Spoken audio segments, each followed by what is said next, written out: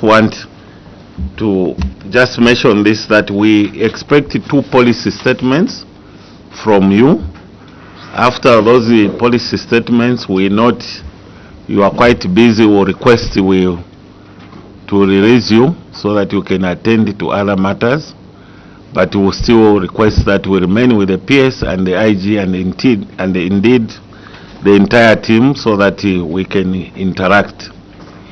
Our table is full, but I think we should all agree that we can work past the hours of lunch hour so that we attend to national matters.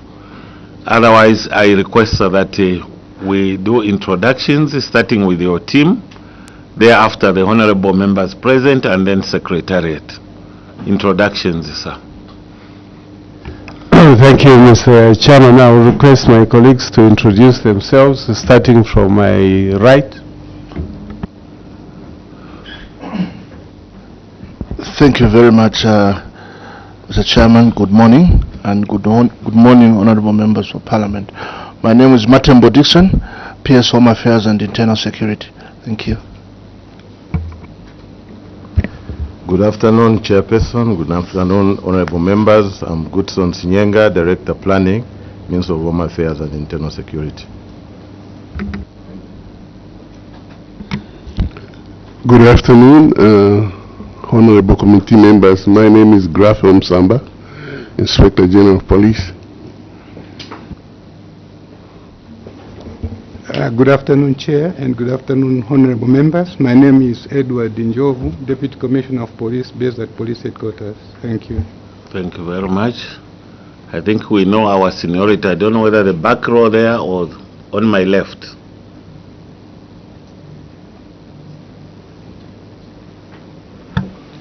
Good morning, the Chair.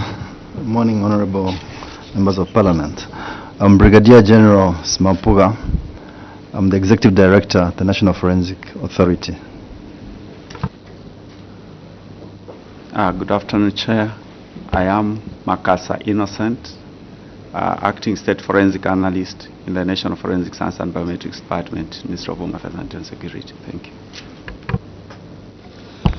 Good afternoon, Chair. Good afternoon, members of the committee. I'm Edward Chiteta, Assistant Director, ICT, under the Ministry of Home Affairs and Internal Security. Thank you. Good afternoon, Chair. Good afternoon, members of the committee. My name is Alex Mukisi. I'm the Acting Assistant Director, Research and Planning. I'm also the personal assistant to the Minister. Thank you. Thank you. Behind there, so we finish with my left.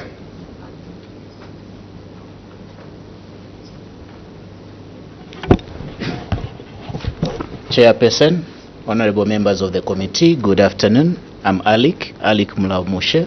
I'm the Chief Registrar, Ministry of Home Affairs and Internal Security. Good morning, Chair. My name is Nalu from Ministry of Home Affairs, Research and Planning Department. Thank you.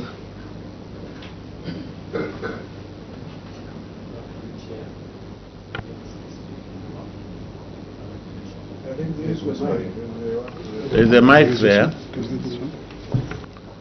If your voice is not too loud, the mic is better. Good morning, Chair. My name is Crispin Imbua. I'm a planner, the Ministry of Home Affairs. Thank you. The row behind. Good afternoon, Chair. My name is Kafundi Chilambi, Director of Finance, Zambia Police.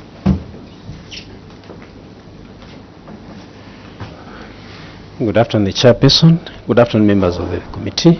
My name is Wale Morgan, as Special Assistant to the IG. Good afternoon, Chair. My name is Augustine Sirwamba, Assistant Commissioner of Police and Assistant Director Planning. Thank you. Good afternoon, Chair. My name is Joseph Chirife from Zambia Police Headquarters, Research and Planning. Good afternoon, Chair.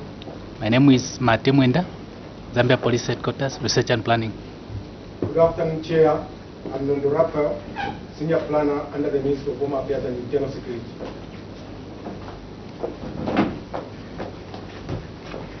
Good afternoon, Chair. My name is Chimunya Mdimba from Ministry of Home Affairs and Research and Planning. Thank you. Thank you. I believe we are done with our visitors. Vice Chair, you may start on my left. We end up on my right. Good afternoon, Honorable Minister. Good afternoon, IG. Good afternoon, everyone. My name is Aswongile Mwamba. I represent the people of Kasama Central Constituency, and I'm the Vice Chairperson of the committee. You're most welcome, and please feel free as we interact. Thank you. Thank you, Chair. Good afternoon, Honorable Minister and your team. Chilundika Derek is my name. I'm Member of Parliament for Nchanga constituency in Chingola, and also a member of this committee. You are welcome. Thank you, Chair. Good afternoon, Minister and your team. I'm Tachalo Yotam, Member of Parliament for Chama North, and also member of this committee. Thank you. Thank you, Chair. Honorable Minister, good afternoon, and good afternoon, everyone. I'm Lusale Simbao, Member of Parliament for Luansha constituency. Good afternoon, Honorable Minister and your team. I'm Cliff Mpundu, Member of Parliament for Chembe constituency. Thank you. Through you, Chair, good afternoon, Honorable Minister. Your team, good afternoon. My name is Christopher Chiuye, Member of Parliament for Mukushi North constituency and a committee member.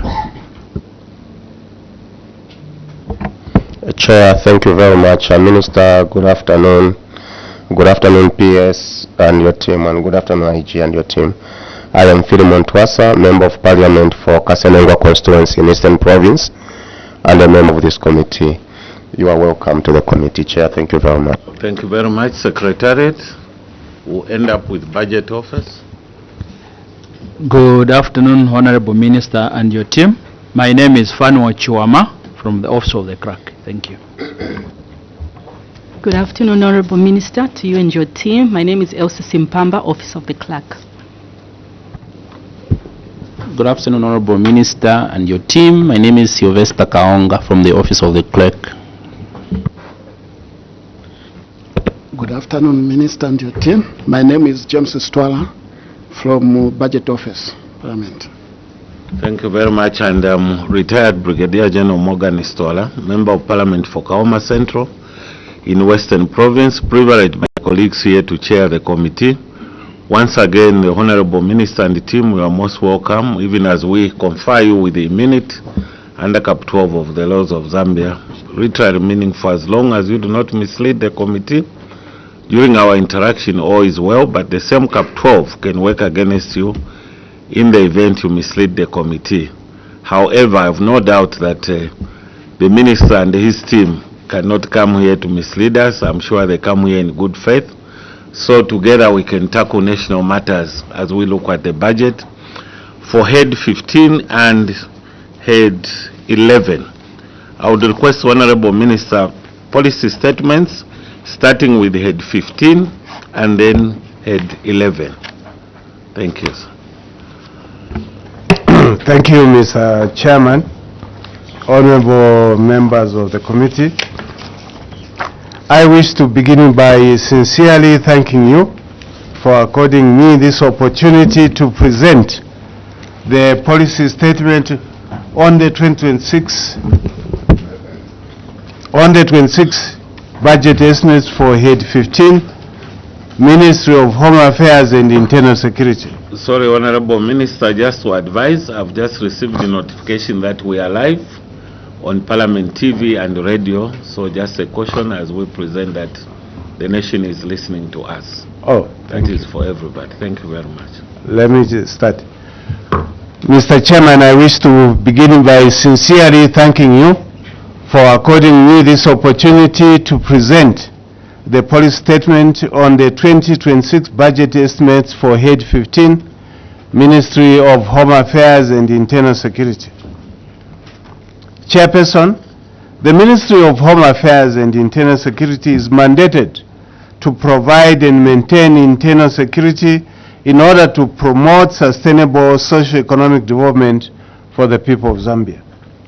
This mandate is discharged through our various departments and specialized agencies, which include the Zambia Police Service, Zambia Correctional Service, Drug Enforcement Commission, Department of Immigration, Department of National Registration, Passport and Citizenship, National Archives of Zambia, Commission for Refugees, Registrar of Societies, National Forensic Authority, Office of the State Forensic Pathologist, National Forensic Science and Biometrics Department, National Anti-Terrorism Center, Anti-Human Trafficking Department, and the Police Public Complaints Commission. Other support departments include Human Resources and Administration, Finance, Audit, Information Technology and Communication, and Research and Planning. Past budget performance 2024 to 2025. Chairperson, the overall performance of the ministry in the past 2 years and in the first half of 2025 has been satisfactory despite the high demand for our services. We have implemented several measures aimed at enhancing national security and improving the administration of justice. To combat identity fraud, the ministry has continued implementing the Integrated National Registration Information System, INRIS. This system provides national identity anchored on a unique identification number supported by biometrics. By 30th June 2025, INRIS has been rolled out in 91 districts. However, mass enrollment of biometrics and issuance of new biometric identity cards have been temporarily suspended due to the upcoming 2026 general elections to ensure fairness and credibility in the electoral process. Nevertheless, other related activities such as the issuance of birth certificates and connectivity to additional sites are ongoing. The ministry is also progressing towards operationalizing the Safe City project, which will aid crime detection and provide real-time surveillance to deter crime and enhance justice delivery. In addition, the commissioning of the forensic DNA laboratory, now fully operational, and the capacitation of the Office of the State Forensic Pathologist have strengthened our forensic capability. Infrastructure development has equally been prioritized. The ministry completed the construction of a police station in Bwengwa and a police station in Chikuni, which has enhanced security presence in these areas. We are also undertaking the construction of 6 new office blocks for the Department of National Registration, Passport and Citizenship in Chirundu, Kafyue, Chilerabombwe, Skongo, Shangombo, and Siavonga. Furthermore, the construction of a 200-ton per day milling plant in Petauke is underway. On the legal framework, the ministry reviewed the Anti-Terrorism and Non-Proliferation Act number 6 of 2018, the Anti-Human Trafficking Act number 11 of 2008, and the Cyber Crimes and Cyber Security Act of 2021.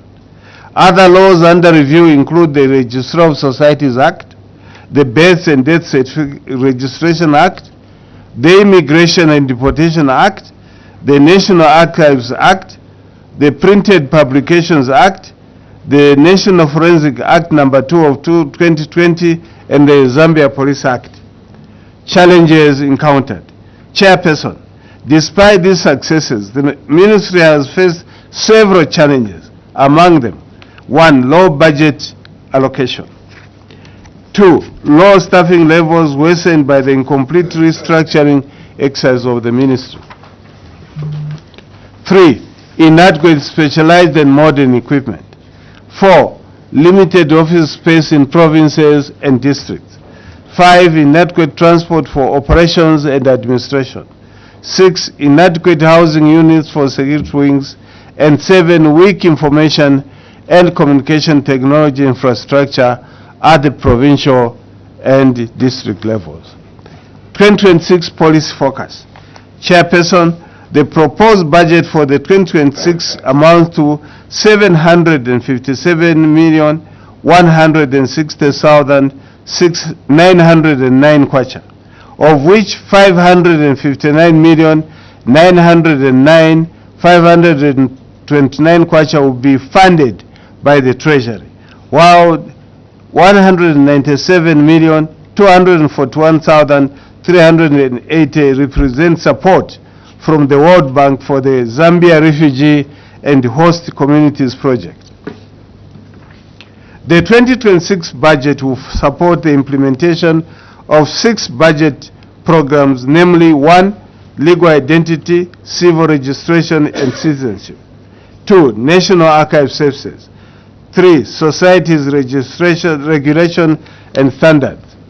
4. Internal security support services. 5. Forensic services management. And 6. Management and support services. Our key priority in 2026 is to enhance crime prevention and detection in order to maintain law and order.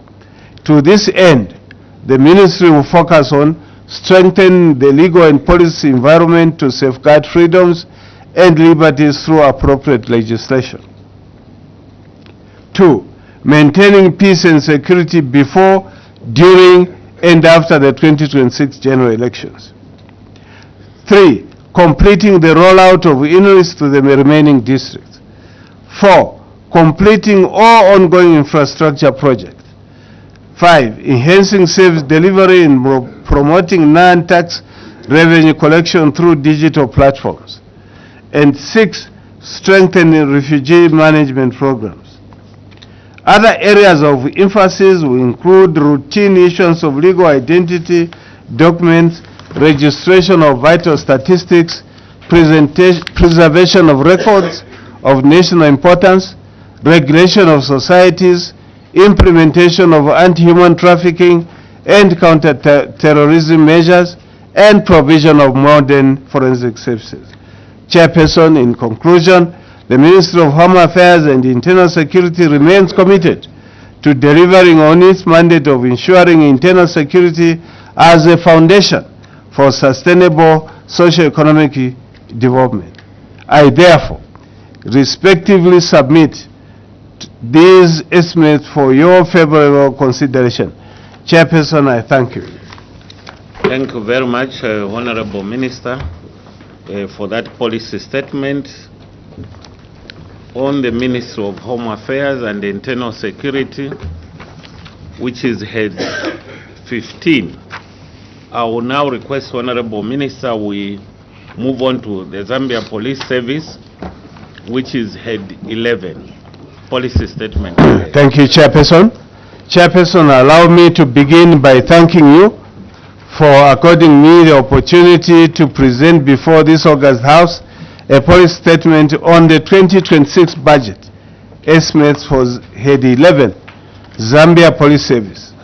The Zambia Police Service is mandated to maintain law and order as enshrined in Article 1932 of the Constitution of the Republic of Zambia, Amendment Act number 2 of 2016. The main functions of the Zambia Police Service are to A. Protect life and property. B. Preserve peace and maintain law and order. C. Ensure the security of the people. D. Detect and prevent crime. E. Uphold the Bill of Rights. F. Foster and promote good relationship with the Defense Force, other national security services, and members of society. And G. Perform other functions as prescribed.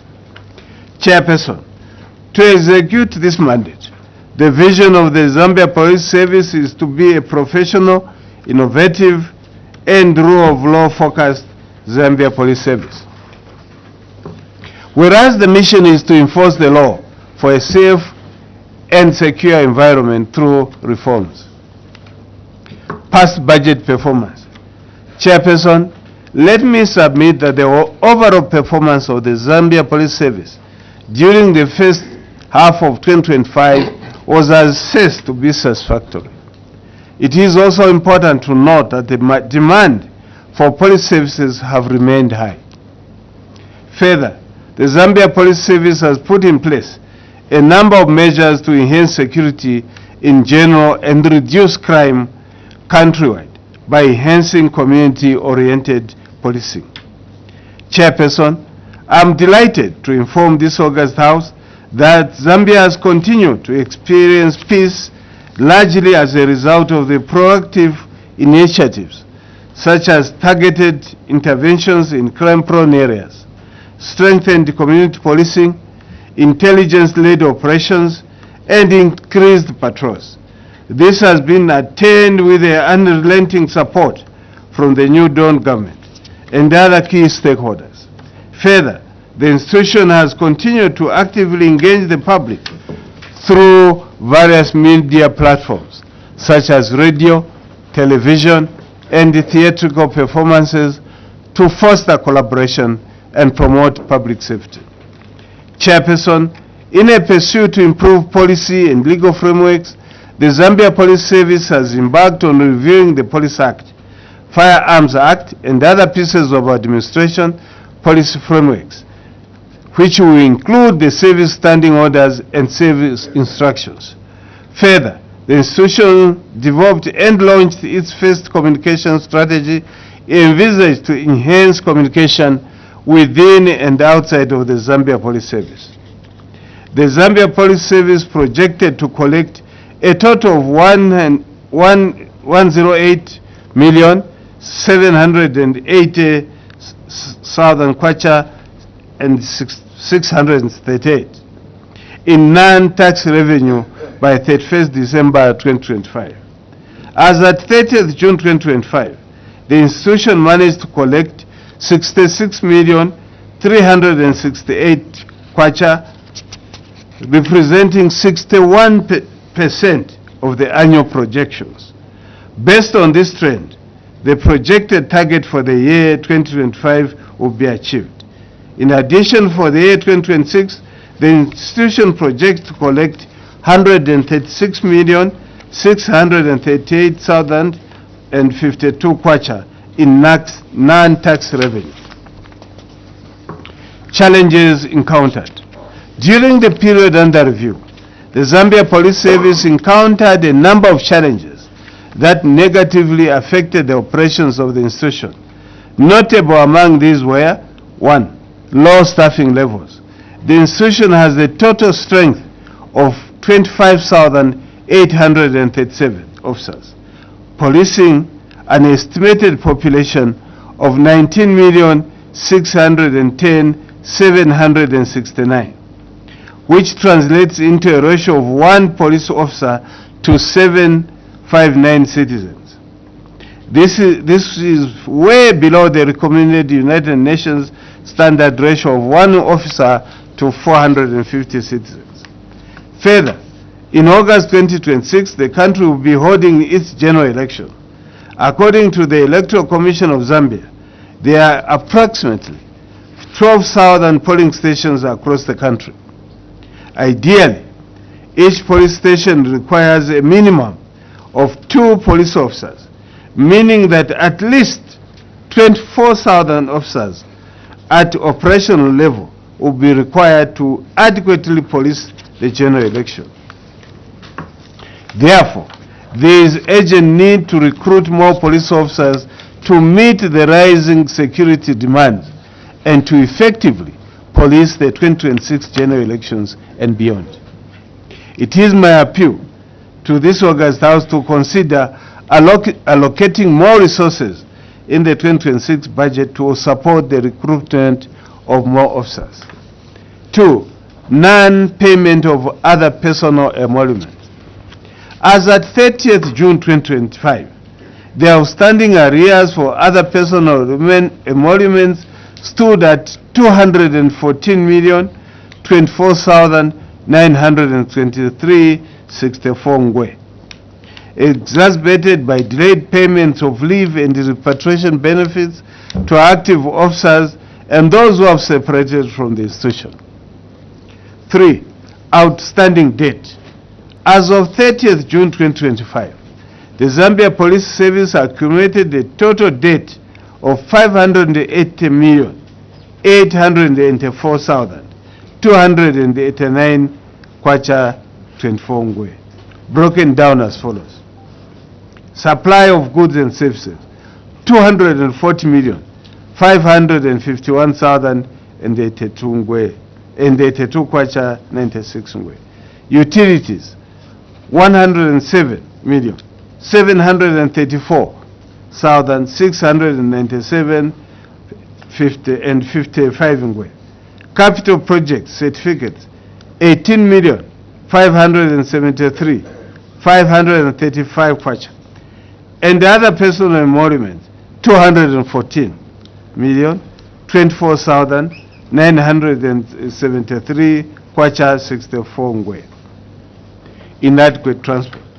This has continued to negatively affect policing and the service delivery across the country.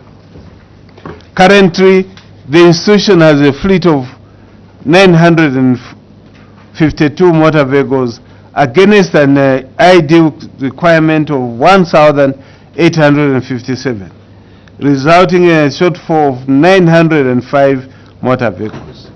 This challenge is particularly critical as the nation approaches the 2026 general election, which will require enhanced mobility for deployment, intensified patrols, and swift response to ensure the maintenance of law and order. 5. Inadequate housing and office accommodation. The Zambia Police Service has continued facing the challenge of inadequate office space and housing deficit countrywide. Out of a total number of 25,837 officers, only 891 are accommodated, while the remaining 17,946 officers are not accommodated. This shortfall has compelled many officers to find accommodation outside designated police camps. This situation hampers the effective and timely mobilization of personnel during emergency situations. Further, the institution continued encountering the challenge of inadequate office space. This situation has resulted in officers operating in structures that are not suitable for police operations. 2026 focus. Chairperson, in order to strengthen operational efficiency and enhance service delivery, the Zambia Police Service will focus on the following key issues aimed at fighting crime in order to maintain law and order. 1. Enhance crime prevention programs. 2. Preparations for the policing of the 2026 general elections. 3. Construction of a helicopter hangar and external works. 4. Reformation of the Zambia Police Service. 5. Joint operations within Interpol and SUPCO. 6. Joint operations with other stakeholders to police illegal mining. 7. Capacity building programs. 8. Completion of ongoing infrastructure project. 9. Dismantling of outstanding arrears. 10. Rehabilitation of dilapidated infrastructure. And 11. Collection of non-revenue to the target of 136,608 kwacha. Chairperson, the proposed budget for Head 11 Zambia Police Service is 3,768,606,288 kwacha, compared to 3,072,913,832 for the year 2025, recording an increase of 46,408,939, representing 22.6%. This is composed of 2,913,395,495 allocated for non-personnel emoluments, representing 77.3%, and 855,210,792 allocated to non-personal emoluments, representing 22.7% of the total budget. This budget will finance 4 priority programs, which will include crime prevention and policing services, crime detection and investigation services, police technical and specialized services, and management and support services. The increased amount will also cater for the procurement of equipment and preparation and policing of the 2026 general elections. In addition, the budget will finance police operations, food rations, utilities, and infrastructure development. Further, it will also cater for personal emolument. Chairperson, as I conclude, let me assure you that the Zambia Police Service will continue to maintain law and order, to promote good governance in the country, in support of the 8th National Development Plan. Therefore, I urge this Honorable House to favorably consider the proposed allocation for the 2026 budget head 11 Zambia Police Service, as it is essential for the effective execution of its mandate, including the following of the including the policing of the 2026 general election. Mr. Chairman, I would like to thank you. Thank you very much, Honorable Minister, once again. On behalf of the committee, we remain very grateful. Honorable Minister, before we release you, like I earlier said, I think it's just in order that I bring out 2 questions which we think are very important to just prime us for the discussion with the PS and the Inspector General of Police. It's clear in your presentation or your policy statement here that we really have a critical problem of accommodation. Out of 25, we are talking about only 7,000 accommodated. This really is a worry. We also commend government for the recruitment, because this manpower really is there, I think, to help in ensuring that the country is secure. But one would wonder, what really is it that we are doing in the short term or maybe in the long term to solve this problem? Because again, we ask this with the background that you can have this manpower, but at the end of the day, the manpower that is not well looked after in terms of this accommodation in itself becomes a danger. Is there anything, Honorable Minister, we can hear from you that this government intends to do to try and alleviate this problem? That is one. The second one, Honorable Minister, is that you came on the floor of the House a few years ago on the police roadblocks and checkpoints. Honorable Minister, all went well, and I think the nation came up in the jubilation that at least movement will be eased up on the roads. But of late, all of a sudden, we are seeing a situation where these roadblocks are back. And what is worrying is the behavior, where we are seeing actually police are now following, even in the compounds, following on taxi ranks that are packed, inspections. This is becoming a worrying trend. And the general public, you check on WhatsApp, you check in the national papers, are worried. What is worrying more is that not all these monies being collected seem to be going back to government coffers to try and help some of these problems.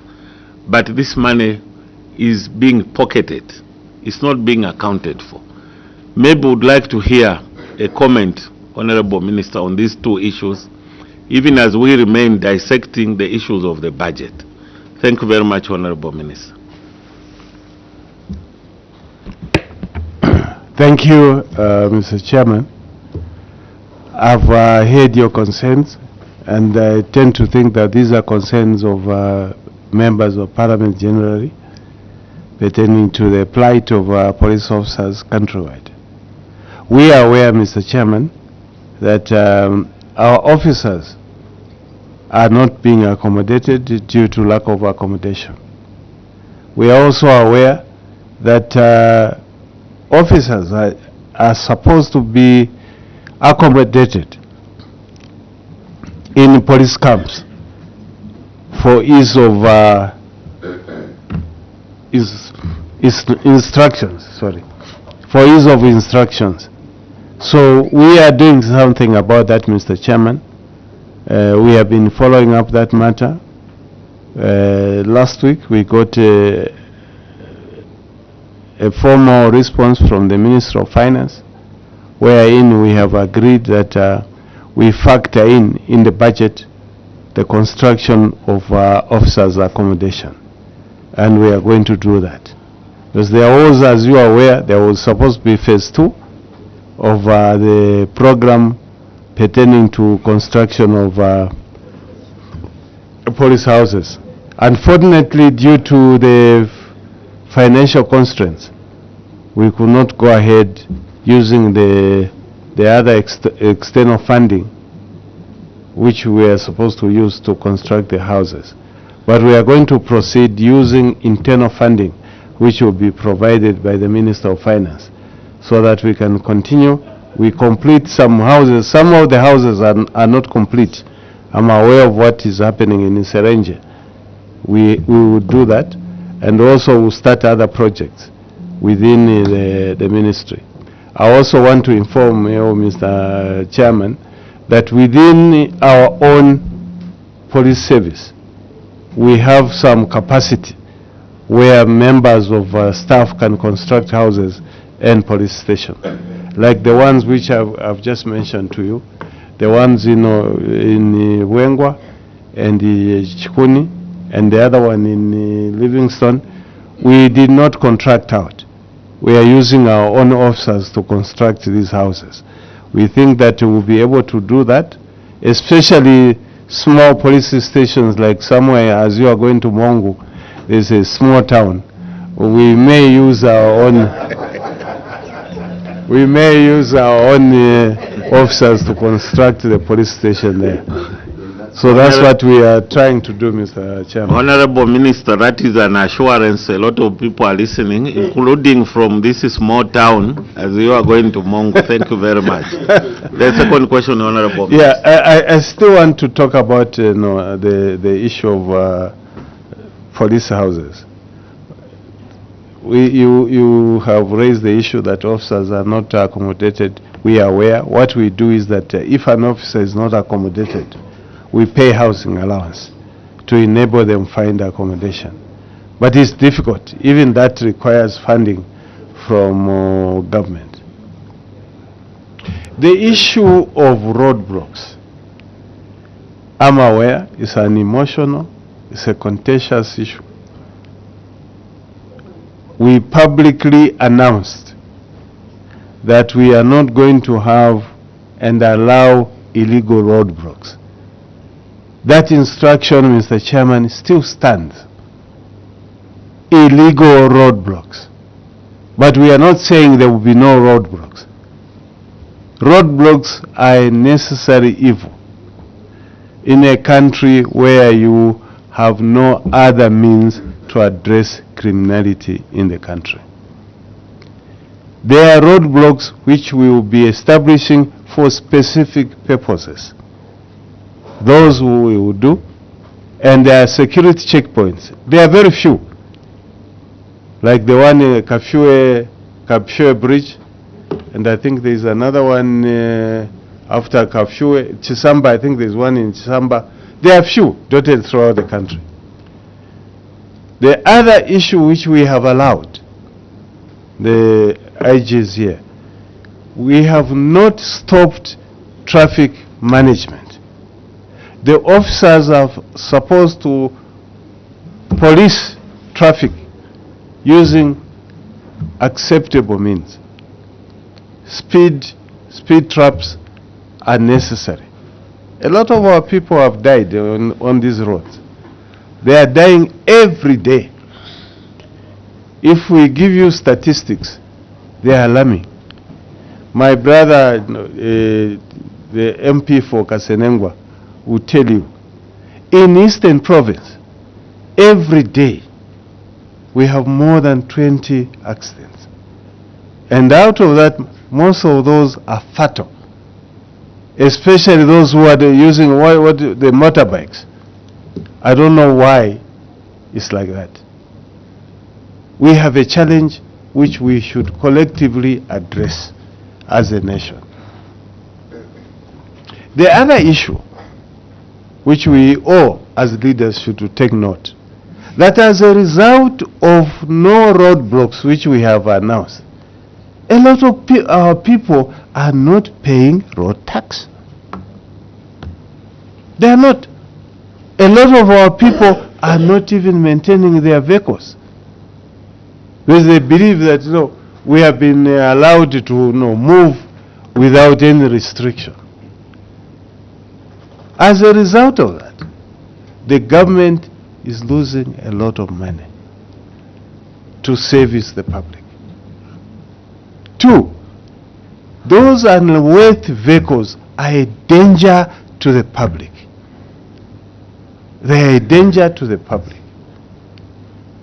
The third is the issue of unlicensed drivers on the road who are creating havoc. Accidents are happening in this country, accidents which should have been avoided. People drink, they drive carelessly, they have no licenses. All what I'm asking is let our people also be responsible. As we complain against the police, we have given name tags. Each police officer must have a tag, a name tag, and a man number, so that if they misconduct themselves, members of the public must take note of that man number and the name and report. Unfortunately, our own people are colluding with our own officers. They will prefer to pay an officer than paying government. That is what is going on. I'm appealing through this forum. I'm told that we are live on radio. I'm appealing to members of the public to desist from paying police officers at a roadblock or anywhere. Let them pay at a designated place. And we have said no one should receive money from a member of the public. The money should be paid through a bank. That we have done.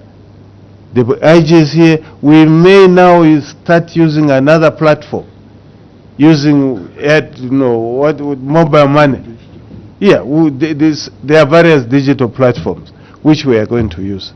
But let's desist from paying members. That is what, if they get paid, they get encouraged by members of the public. If members of the public refuse paying, the complaints and the illegal roadblocks which we are talking about will stop. They will not be there. Because there will be no benefit for them. But if we encourage and we continue paying, they will continue doing the illegal things. I'm appealing through you, Mr. Chairman, as a committee, that we should inform our people not to do that. Illegal roadblocks, we have said no. The instruction still stands. Thank you, Mr. Chairman. Thank you very much, Honorable Minister. We thank you for those. Maybe I'll repeat, I'll have a press briefing, because there are too many complaints over this matter. What I've said today, I should say it, through a press briefing so that members of the public can hear. Exactly, Honorable Minister. Actually, I was about to say maybe our public relations department of the police could even get on radio, because this thing really, we speak. Thank you, Honorable Minister. we are happy to hear that, and I'm sure the general public is listening. It's a both-way situation which should be handled from the general public and the police itself.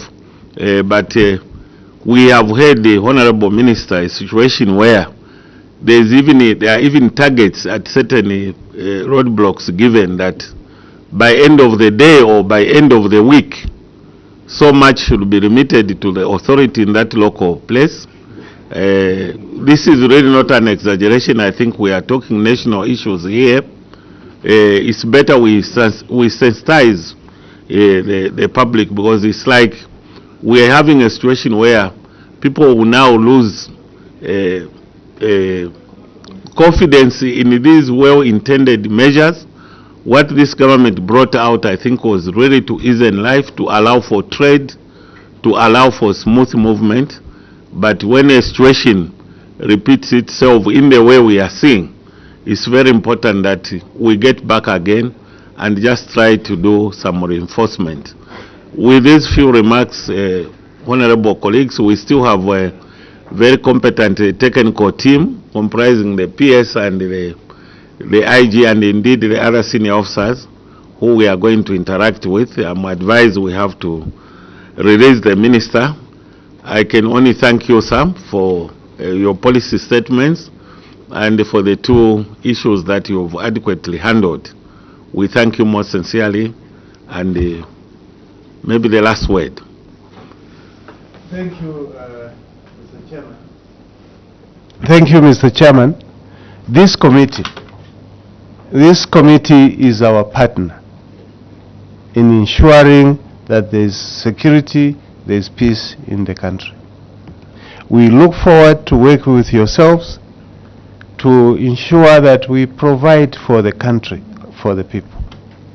We will not hide anything from you. If we hide anything, then we'll be hiding information from members of the public. We therefore call upon you, Mr. Chairman, to work with us. If there are issues, you call us. We will come so that together we can provide for the country. Thank you, Mr. Chairman. Thank you very much, sir. It's my pleasure, sir, just to escort you outside. No, Mr. Chairman. I meant, say, place, along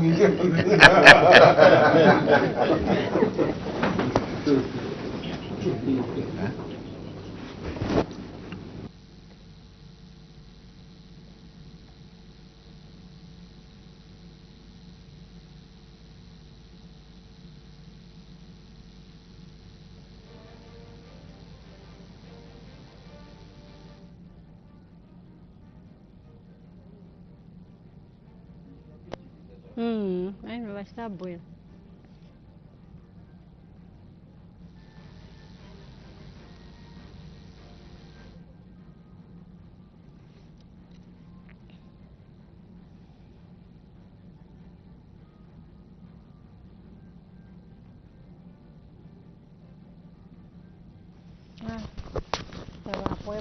Good afternoon, I like that.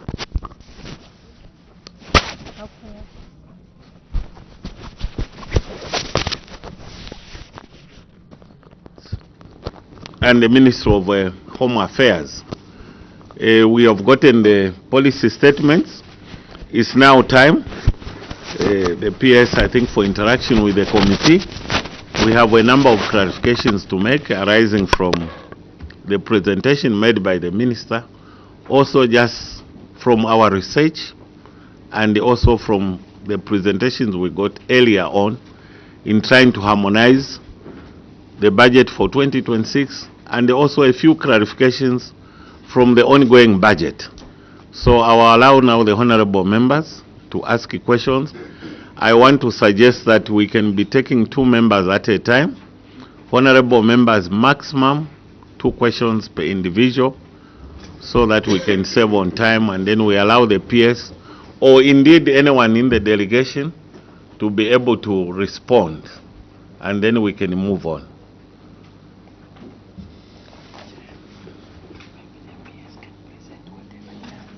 Okay. I'm advised there's a presentation from the PS.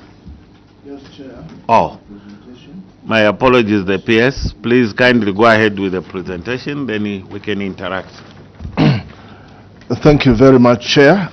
Indeed, some of the things may have been mentioned in the policy, but for the sake of recap, so that we can, at the same level for interaction, some things will be repeated.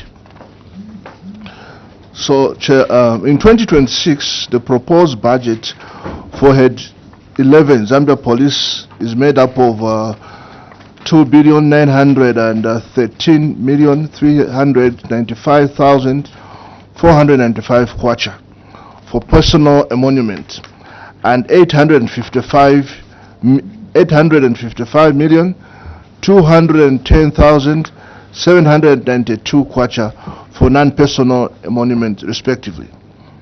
The overall proposed budget has been increased from 3,072,913,832 kwacha in 2025 to 3,768,606,288 kwacha in 2026, representing a 22.64% increase.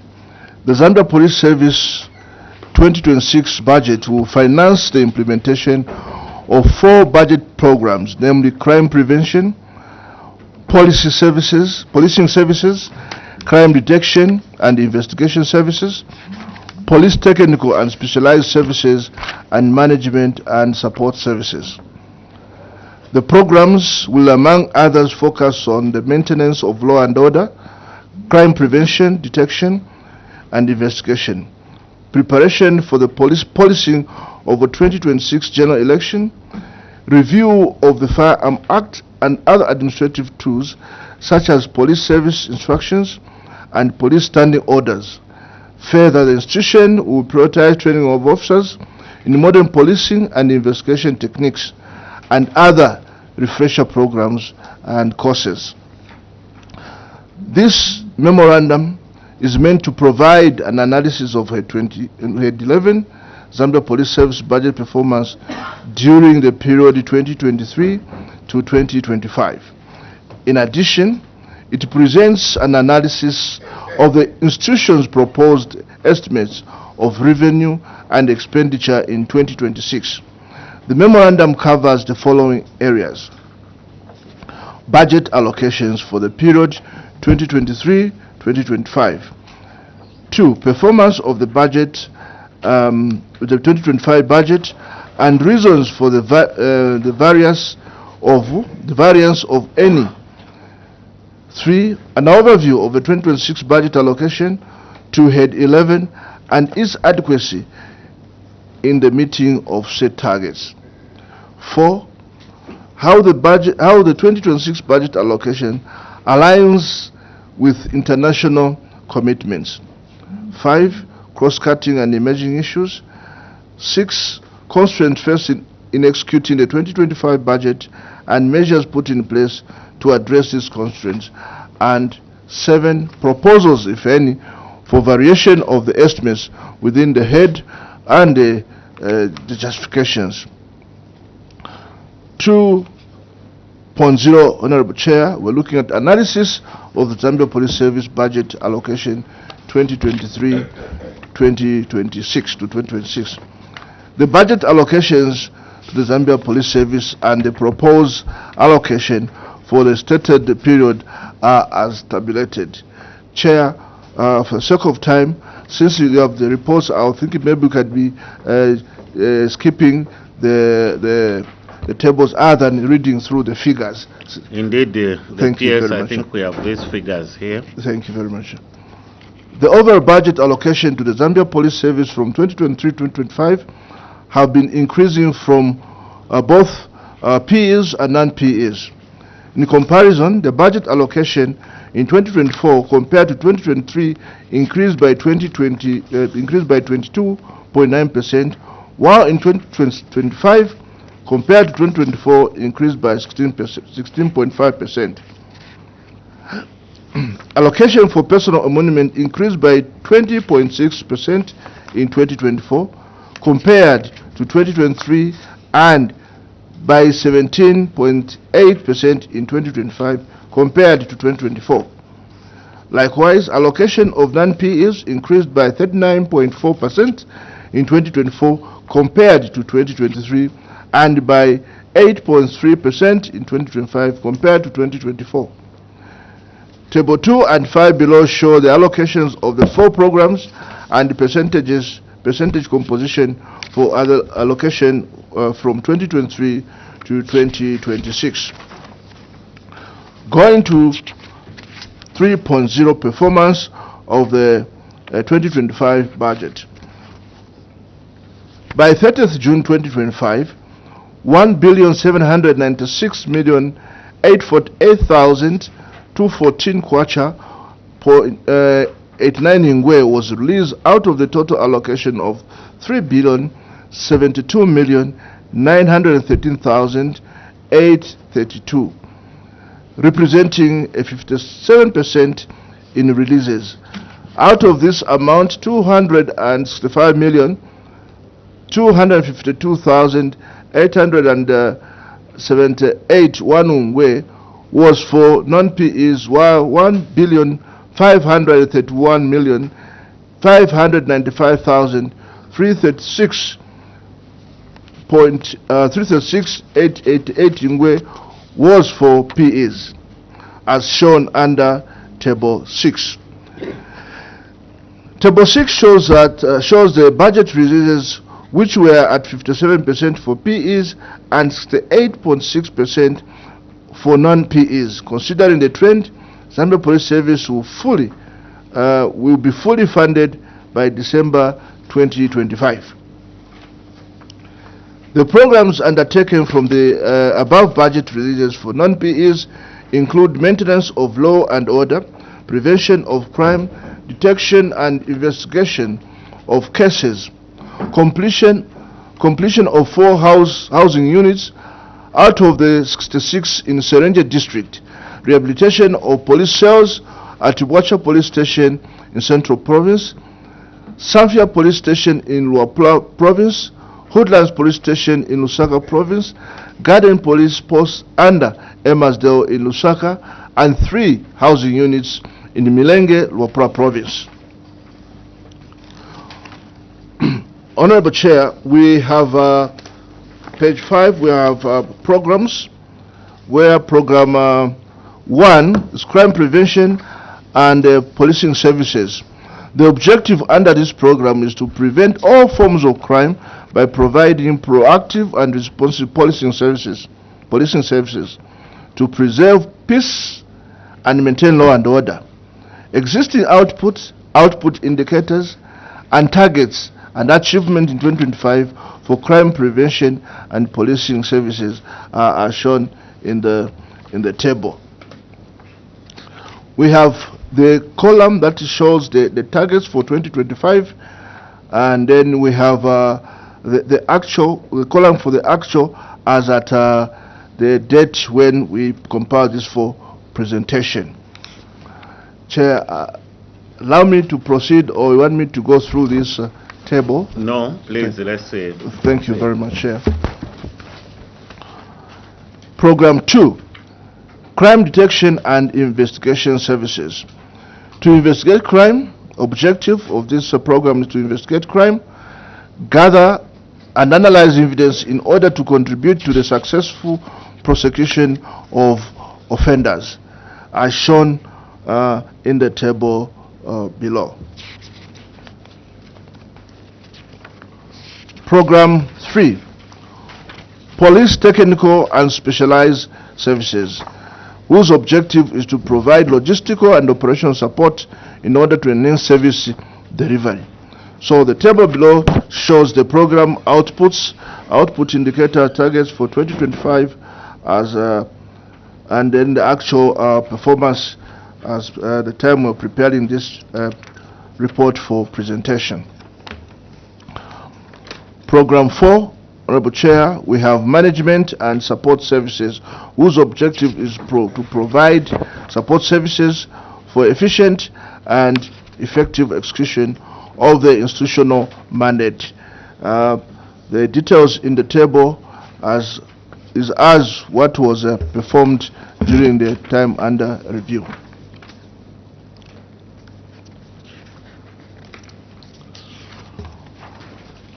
(4.0) 2025 review performance from January to June 2025. The Zambia Police Service collects non-tax revenue through the collection of fines and fees, which include, among others, admission of guilty, Interpol, firearms, fingerprints, and police reports. The Zambia Police Service is projected to collect an amount of 108,738,491 kwacha in non-tax revenue by December 2025, by 31st December 2025. As at 30th January 2025, the institution has managed to collect 65,368,007 kwacha 84 ngwe in non-tax revenue. This collection represents 61.01% of the total projected target. Based on current trends, the institution is on track to achieve the projected target. Table 7 shows the performance. Reasons for the variances, if any: 1. Enhanced collection of revenue due to consistency in revenue monitoring and evaluation. 2. Massive teacher and health workers recruitment. We made a lot of money through fingerprints when we recruited massive teachers and health workers. 5.0, an overview of the 2026 budget allocation by program. 5.1, in 2026, Zambia Police Service has proposed allocation of 3,768,606,288 kwacha, composed of 2,913,395,495 for PEs and 855,210,792 kwacha for non-PEs, to be wholly funded by government. Priority has been attached to the 4 budget programs along with their respective sub-programs, tasks, operations, and investments in accordance with the 2026-2028 budget core circular as follows. 4.2, allocation of crime prevention and the policing services. The Zambia Police Service desires to prevent all forms of crime by providing proactive and responsive policing services to preserve peace and maintain law and order. This will be done by implementing crime prevention strategies through the combination of proactive measures to prevent crime and reactive measures to address criminal activities when they occur. The ultimate goal is to create a safe and secure environment for the citizens. In order to achieve this objective, a total amount of 2,022,237,769 has been budgeted for in the 2026 budget estimates under this program, accounting for 53.7% of the total budget. Program 2, 4.3, allocation to crime detection and investigation services. Zambia Police Service will undertake activities to ensure timely investigations of criminal cases, identification of suspects, and gathering of evidence sufficient to support the prosecution of suspects in the courts of law.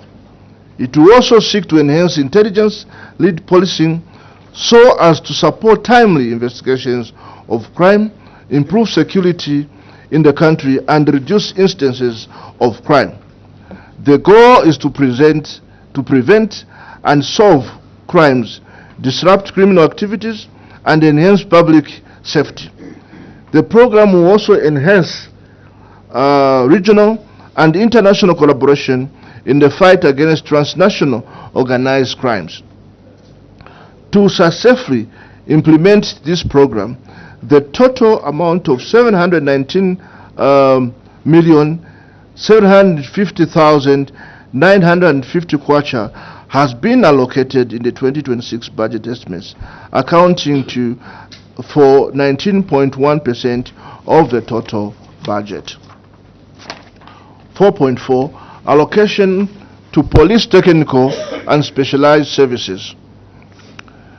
Zambia Police Service will facilitate the provision of technical and specialized logistical services and supplies to ensure the effective and efficient execution of its mandate. To achieve this, the following sub-programs have been budgeted for: police medical services, police human resource development, police logistics and supplies, and engineering and mechanical services. To achieve that, an amount of 690,480,018 kwacha has been budgeted for in the 2026 budget estimates, representing 18.3% of the total budget. 4.5 Allocation to management and support services.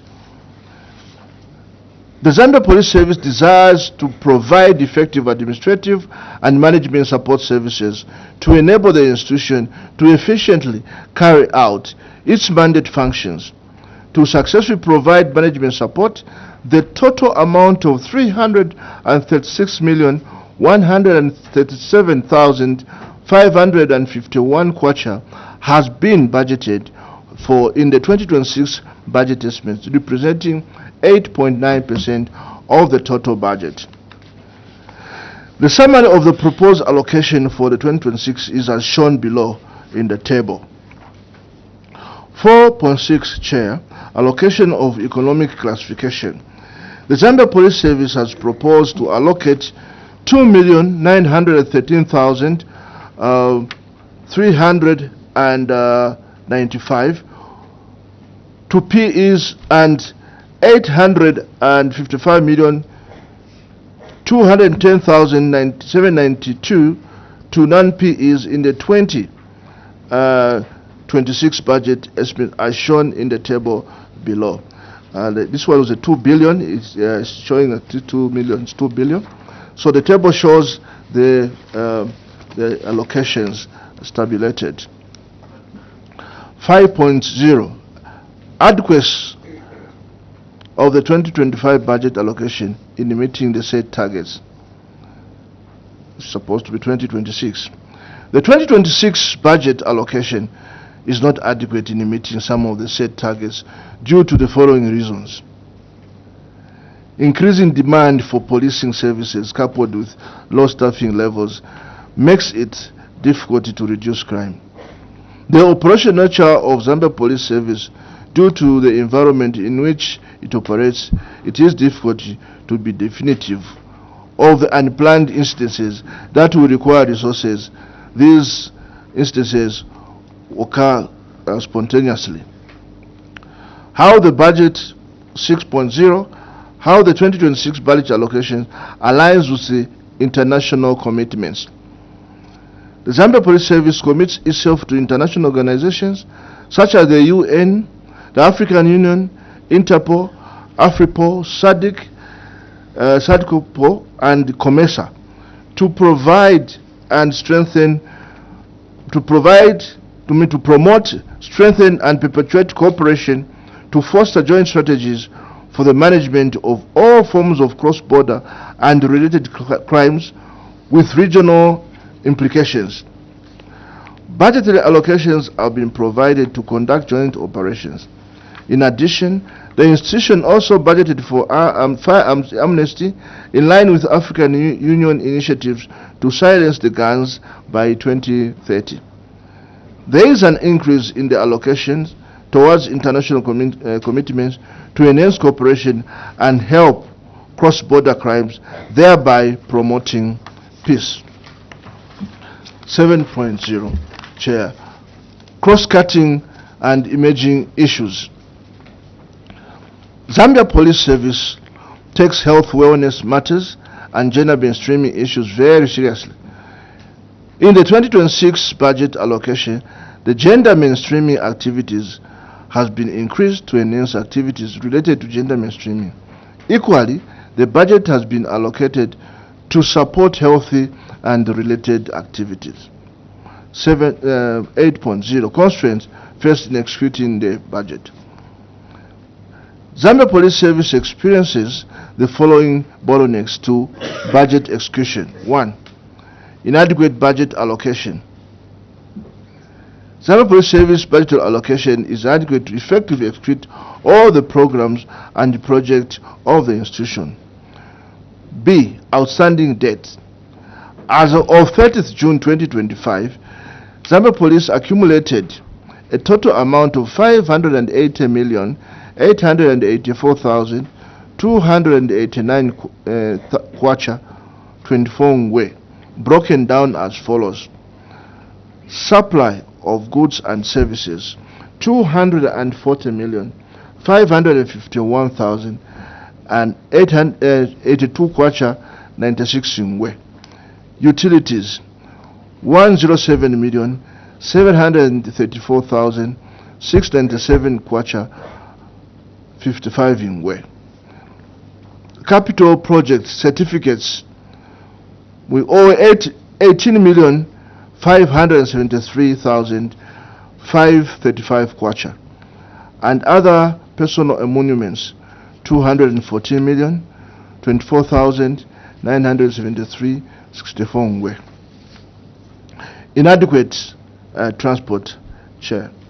As of 30th June 2025, the Zambia Police Service had a total fleet of 952 motor vehicles against the required number of 1,857 motor vehicles. This translates into a deficit of 905 vehicles, significantly hampering the mobility and operational efficiency of the service across the country. The situation is further exacerbated by the removal of the motor vehicle procurement budget line in the 2026 budget circular, making transport one of the most critical constraints affecting the Zambia Police Service's ability to respond effectively to security demands, including the upcoming 2026 general elections. D. Low staffing levels. The current staffing levels for the Zambia Police Service stands at 25,837 police officers. This number is not adequate to police the nation, as it represents a ratio of 1 police officer to 759 citizens when measured against the country's population, which stands at 19,610,776, according to the Zambia 2022 National Census of Population and Housing Report. In addition, Chair, Zambia Police is scheduled to hold Zambia is scheduled to hold its general elections in August 2026. According to the Electoral Commission of Zambia, there are approximately 12,000 polling stations established across the country. Ideally, each police station should be policed by at least 2 police officers to ensure maintenance of law and order. Consequently, a minimum of 24,000 police officers will be required to effectively police the general elections in 2026. 9.0, measures put in place. Measures put in place to address these constraints. The following measures have been taken to address the budget constraints. 1. Engage the Ministry of Finance and National Planning to increase the budget allocation so that the mandated functions are adequately and effectively executed. 2. Engage the Ministry of Finance and National Planning to consider centrally liquidating the outstanding dates. Attached documents, we have the 2023-2026 budget strategic plan copies, 2023-2026 strategic plan implementation, and C, annual activity plan for the 2026. I submit, Chair. Thank you very much, the Permanent Secretary, the Minister of Home Affairs. I note another document in our folders, the budget analysis for Head 15. Are you going through this as well? Yes. Please, we may proceed. Thank you.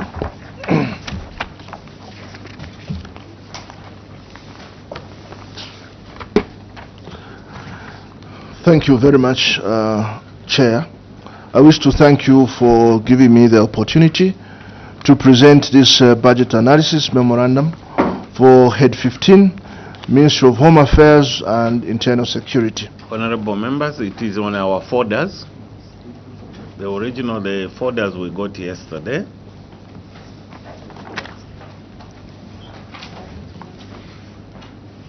Budget analysis.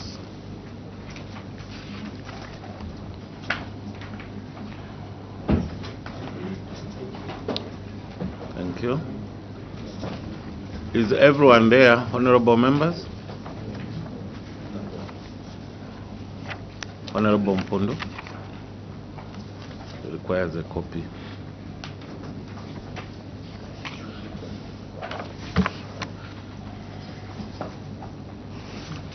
If you check on your folders, the first document is Head 15.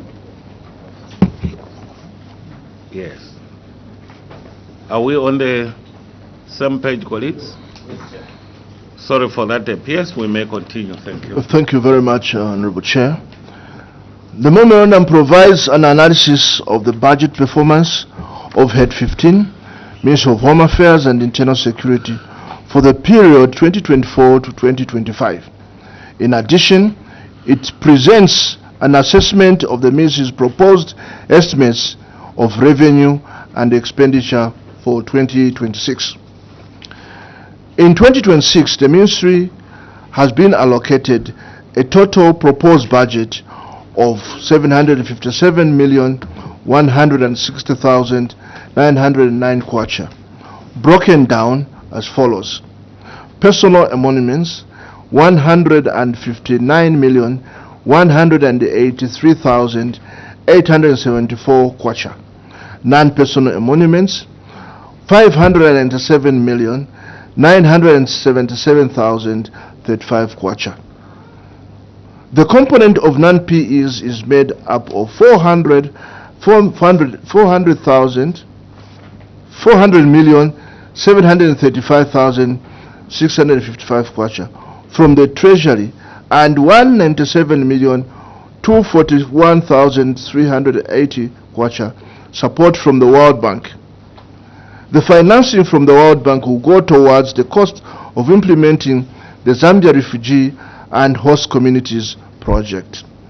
The 2026 proposed budget represents an increase of 206,159,306 kwacha from 551,1,603 kwacha approved in 2025, reflecting a 37.4% increase. The proposed non-PEs for 2026 have been increased from 403,491,701 kwacha in 2025 to 597,977,035 kwacha. Similarly, the proposed PEs for 2026 have been increased from 147,509,902 kwacha in 2025 to 159,183,874 kwacha. The Ministry's 2025 budget financed to implementation of 6 priority budget programs, namely legal identity, civil registration, and citizenship. 2. National Archive Services. 3. Societies and regulation and standards. 4. Internal security support services. 5. Forensic services management. And 6. Management and support services. These programs, Honourable Chair, focus on the issuance of identity and travel documents, registration of societies, preservation of national records, prevention and detection of crime, provision of forensic services, and the smooth functioning of the ministry. The 2026 proposed estimates are expected to continue supporting the implementation of these key budget programs while placing emphasis on balancing operational efficiency with a prudent fiscal management to meet the set targets. 2.0 Analysis of the Ministry's budget allocation 2024 and 2025. The total budget allocation to the Ministry and the proposed allocation for the stated period are tabulated in the table below. That's table 1. The budget growth from 2024 to 2025 was very minimal increase of 0.4%, while from 2025 to 26 there is a significant rise of the 7.4%. The non-PEs dropped in 2025, then jumped significantly in 2026, taking 9% of the budget. Allocation of non-PEs are shown in table 2. The major share of the proposed non-personal emolument allocation in 2026 will be directed towards 2 key programs. Firstly, 17,800,000 has been earmarked for the implementation of the Integrated National Registration Information System, a critical investment in strengthening identity management and enhancing service delivery. Secondly, 197,241,380 has been allocated to the Zambia Refugee and Host Communities Project, aimed at improving the welfare of refugees and supporting host communities. These 2 allocations together constitute the bulk of the non-PE budget for the year, as shown under table 2. Absolute INRIS allocation has been maintained at a relatively high level, above 200 million annually, signaling sustained government commitment to the system. In March 2024, mass biometric enrollment was temporarily suspended to allow the reallocation of resources to other critical areas in response to the drought crisis.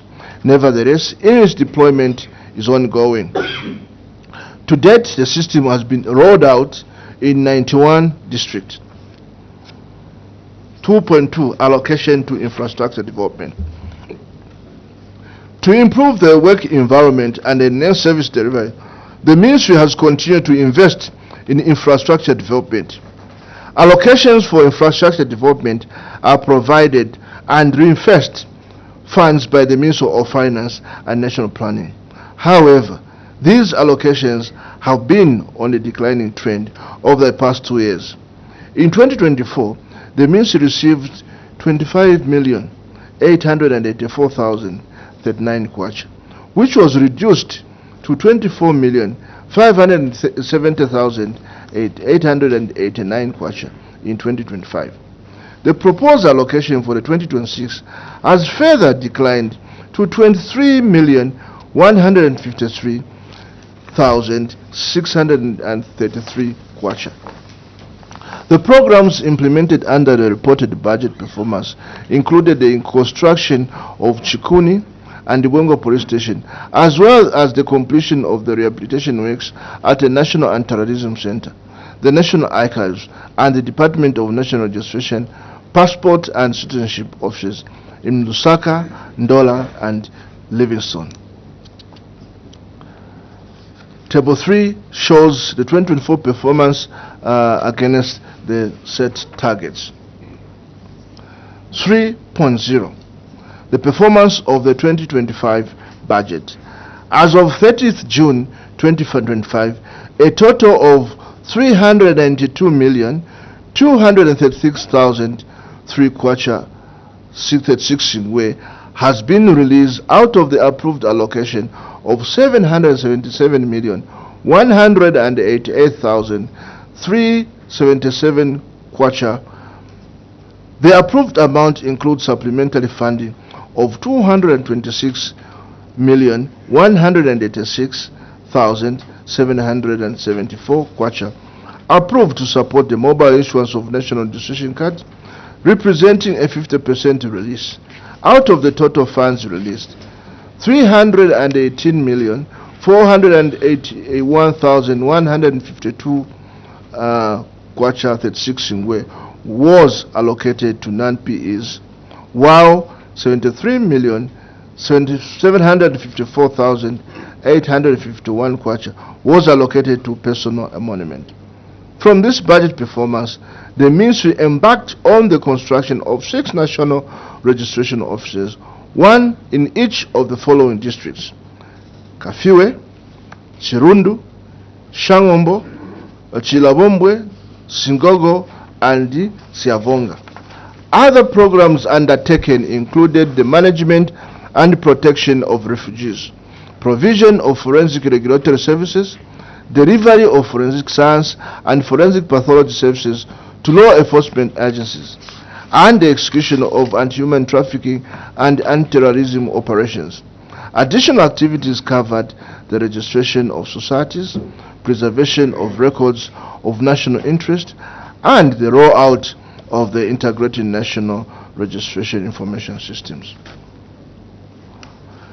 Further, the Ministry continued with the following activities: 1. Issuance of passports and the other travel documents. 2. Issuance of national identity documents. 3. Registration of vital statistics, births, deaths, marriages, and adoptions. 4. Review of registration. 5. Provision of parole services to inmates. And 6. Management of complaints against police misconduct. 3.1. Revenue performance. The Ministry collects non-tax revenue under 4 institutions, namely passports, national registration, registrar of society, and national archives, as shown below Table 4. 4.0. Overview of the 2026 budget and its adequacy in meeting the set targets. In 2026, the Ministry has proposed allocation of 757,160,909 kwacha, composed of 507,977,035 kwacha for non-PEs and 159,183,874 kwacha for PEs. The proposed allocation to 6 budget performance is as shown under Table 5. 4.1. Allocation by economic classification. The Ministry has proposed to allocate the 2026 resources as follows, as shown under Table 6. Allocation by economic classification. 4.2. Program briefs. 4.21. Legal identity, civil registration and citizenship. The proposed allocation to this budget program in 2026 is 325,470,265 kwacha.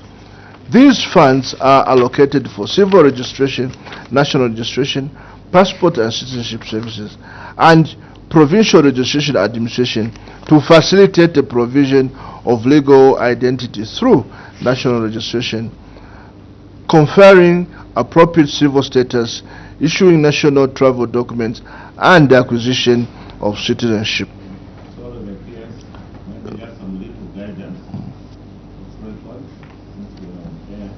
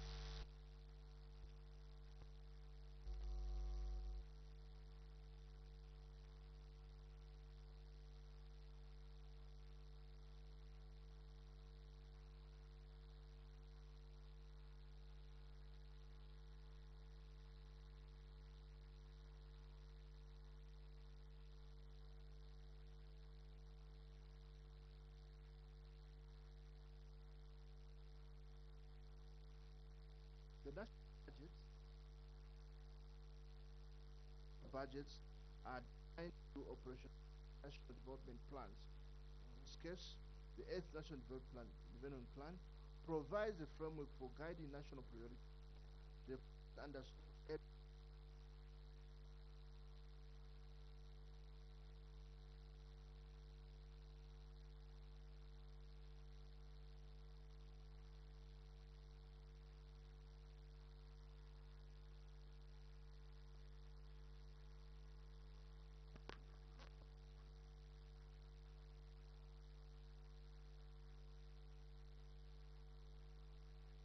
element of the outcomes, namely a competitive private rule of law, human rights and constitutionalism, and an enhanced policy and governance environment. The 8th National Development Plan sets out Zambia's strategic direction, priorities, and implementation strategies for the period 2022-2026. It also serves as a vital vehicle for fulfilling Zambia's international and regional commitments under various frameworks, including United Nations Sustainable Development Goals, the African Union Agenda 2063, and the Southern African Development Community Regional Indicative Strategic Plan, which is currently under evaluation. The Ministry's budget will be used to implement programs aligned with the 8th National Development Plan commitment. In this regard, the Ministry remains fully aligned to these global obligations. Constraints affecting the execution of the budget are shown in the table, Chair. The Ministry has had to scale down the activities to align provided ceiling, despite the 2026 being a critical year for internal security provisions. I propose, Chair, that the proposed allocations to the sub-program anti-terrorism and non-proliferation services be varied by distributing 10 million from sub-program to other sub-programs as outlined in the table. By varying the funds to other sub-programs, the Ministry will scale up the targets under the specific sub-programs and improve service delivery. I implore the committee to consider the proposed allocation to Head 15 favorably. Thank you very much, Chair. I submit. Thank you very much, the PS. Honorable members, we have to adequately interact. I'm happy with one thing. There is already a proposal from the Permanent Secretary on the varying of certain allocations, which I want us to pay particular attention to, because when it comes from the ministry itself, I think it makes a lot of sense in that they know and they understand their priorities very well. So at this point, I will request that we clarify where need arise with the Permanent Secretary, and indeed, like I guided to the delegation, where you feel is in your capacity to help out or to come through, to assist the PS, please kindly do so. And the honorable members, we start like I guided, 2 questions per individual, and I only allow 2 at a time to allow the PS to respond, so that we do not forget, or he does not forget, the questions that have been posed. May I start? I'll get 1 from either side. I note the vice chair here. Anyone from the other side here? Honorable Twasa. Please, 2 questions maximum. Thank you. Okay, thank you very much, Chair, for the opportunity. PS and your team, thank you for the submissions, very insightful. And I wish to quote, the allocation is inadequate to effectively execute all programs. But we must also appreciate that there is some funding, and then we've also generally seen a steady increase in the budget allocation, at least per annum. There is something that is happening. So with the ministry's budget increment, this particular time 37.4 in 2026, which is mostly like it's double the national growth rate. How will this translate into measurable improvements in internal security and governance? Then I also wish to go to page 9 of what you just presented now. Under allocation by economic classification, there is 39.4% for transfers, which is about 298 million.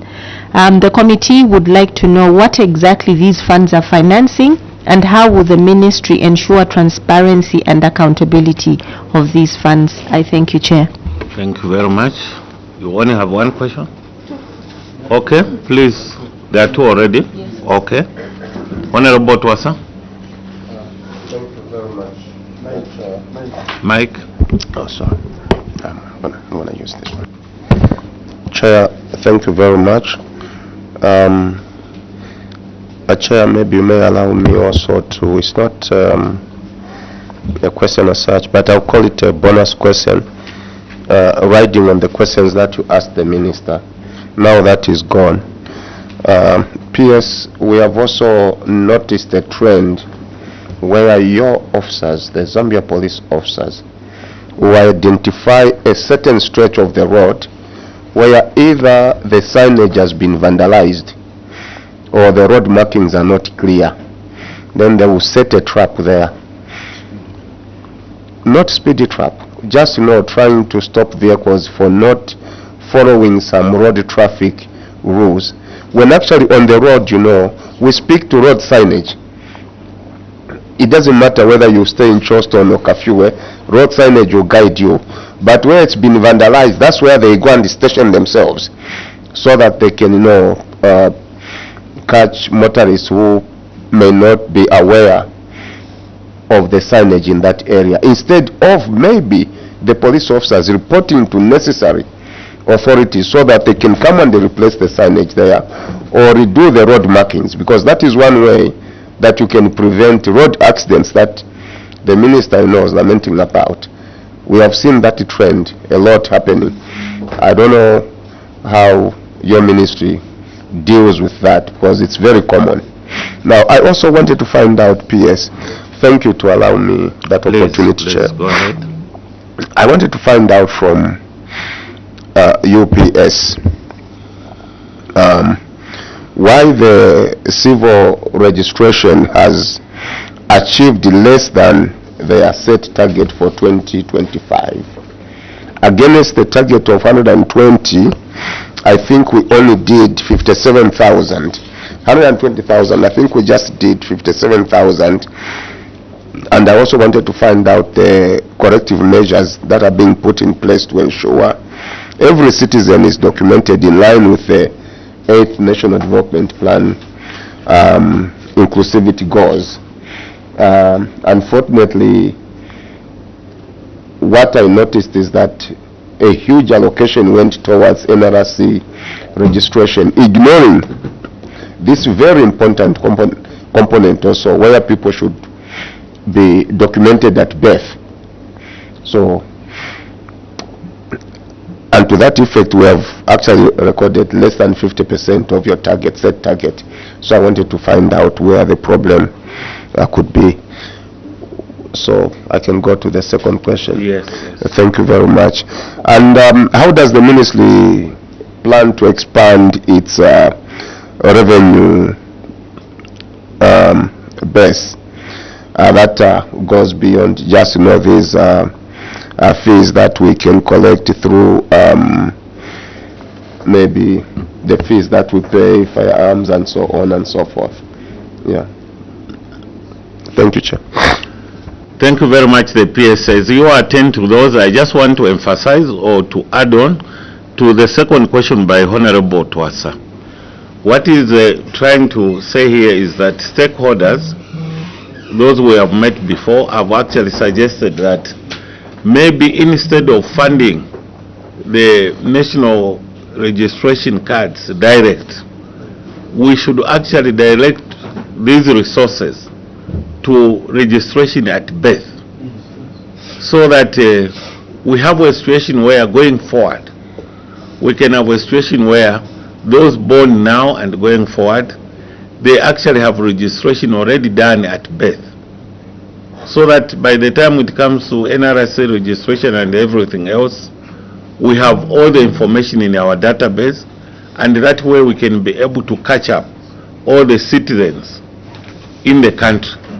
And it will also lessen the task of this census, where we have to go around and actually try to get the population in our country. Because this, it is noted, is flawed in that when we employ these people, because of distances in certain rural areas, we may not even actually know the actual number or the actual population in the country, because certain areas are not touched. So it is being proposed that if it is done, especially now that we have a number of rural health centers that are coming up and people are being encouraged to give birth at these maternity access, maybe it will help catch everyone else. I thought the PSI should just add a bit on that one so that maybe you can get it clear. Thank you. You may attend to the questions. Thank you very much, Chair, and I will start by the question that was asked on civil registration. Actually, that is what it is. We are working with the Ministry of Health, and fortunately in this area of civil registration, cooperating partners have not stopped supporting us. We have UNICEF and UNDP. Yes, I think you heard when you said that we have rolled out the email system in all the districts. So we connect with the Ministry of Health centers. So, and you heard when the minister said that we have stopped the registration of emails. What we have stopped is those above 16. Okay, but those from 0 to 16, we are still registering, and we are still out there making awareness that and showing the importance of the birth certificate. So on that one, we have not stopped. We are working hand in hand with Ministry of Health and the cooperating partners. For sure, the entries may be low because very few understood the importance of birth certificate. But I can assure you that now people have realized that it's a first certificate in one's life. Especially those who have been going to school abroad, they ask that document. So everyone has realized the importance of the birth certificate. That we are doing, not ignoring the fact that we may have challenges here and there, but we are working towards smoothening the process under civil registration. Then allow me to go to the question of revenue base. Yes, of course, we are looking at that. There are so many leakages that we've been working on, and especially where we have so much complaints to do with the police. We introduced the cash points for people standing in the roadblocks, but we are still increasing the efficiency in that area. That's how we intend to increase the revenue base. And other cases, especially on the road, other than waiting for somebody to go to the bank and pay, we have introduced those cash points. So, Honorable Chair, you asked about the police officers who usually mount roadblocks in some places where there are no signages. Well, that has been noted, just like the minister said. Of course, that's the area that we were working on every day. We are aware that amongst the officers, there are those officers that may not do things in line with what they are required, but also depend on our citizens to report. We receive a lot of calls when there's a roadblock that is not in that position. We do receive calls, and the IG through his officers, they take note and make sure that they correct the situation. And we're still working with RATSA, which gets connected to RDA, to make sure that where we're supposed to have those appropriate signs, road signs, are put in place. Except that again we are hit by the villagers along the road who go out to pluck out those things to make imbabula and other things from those metals. Those are nice, strong metals, So every day we're working on that. I notice very common the PS, especially on the southern road. Thank you very much. Honorable Mwamba asked about the significance of the 7% increase, what it will do. Actually, we need more, because where we're going, we will have a lot of pressure, and we are likely to ask for a supplementary budget, especially through police. We may be overwhelmed, so we need to be well equipped so that we avoid incidences where we have bloodshed and stuff like that. We are here to maintain law and order. Otherwise, we are grateful that there has been some increase. We're going to do something on the part of management, but again, we'll come for more on the incidences that may occur during the 2026. Otherwise, is preparations for the 2026. Actually, heat has already started rising. Okay. Yes. There was also a question on the significance of the economic classification. Just deals with personal emoluments, just to do with salaries and goods and services. Of course, we need some goods and services for us to do the operations effectively in the management of what is required in terms of internal security. Yes, so that is about the economic classification. Thank you, Chair. Yes, the transfer. These transfers, it's not to do with individuals. It's to do transfers of monies to the appropriate operation centers. Yes. Actually, we had tried to, because it comes like this in white paper, because usually when it talks about transfer, people think of transferring people. No, it's transferring of resources in terms of money to the required centers. Thank you very much. Are we satisfied, Vice Chair and the Honorable Twasa, so that we don't come back? Honorable Chair, maybe ask the IG if he's got anything to add on the issue of road licenses, road signs, where we have police officers who are.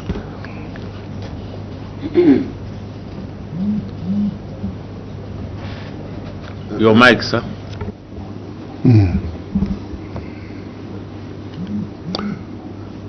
I don't know where to start my contributions.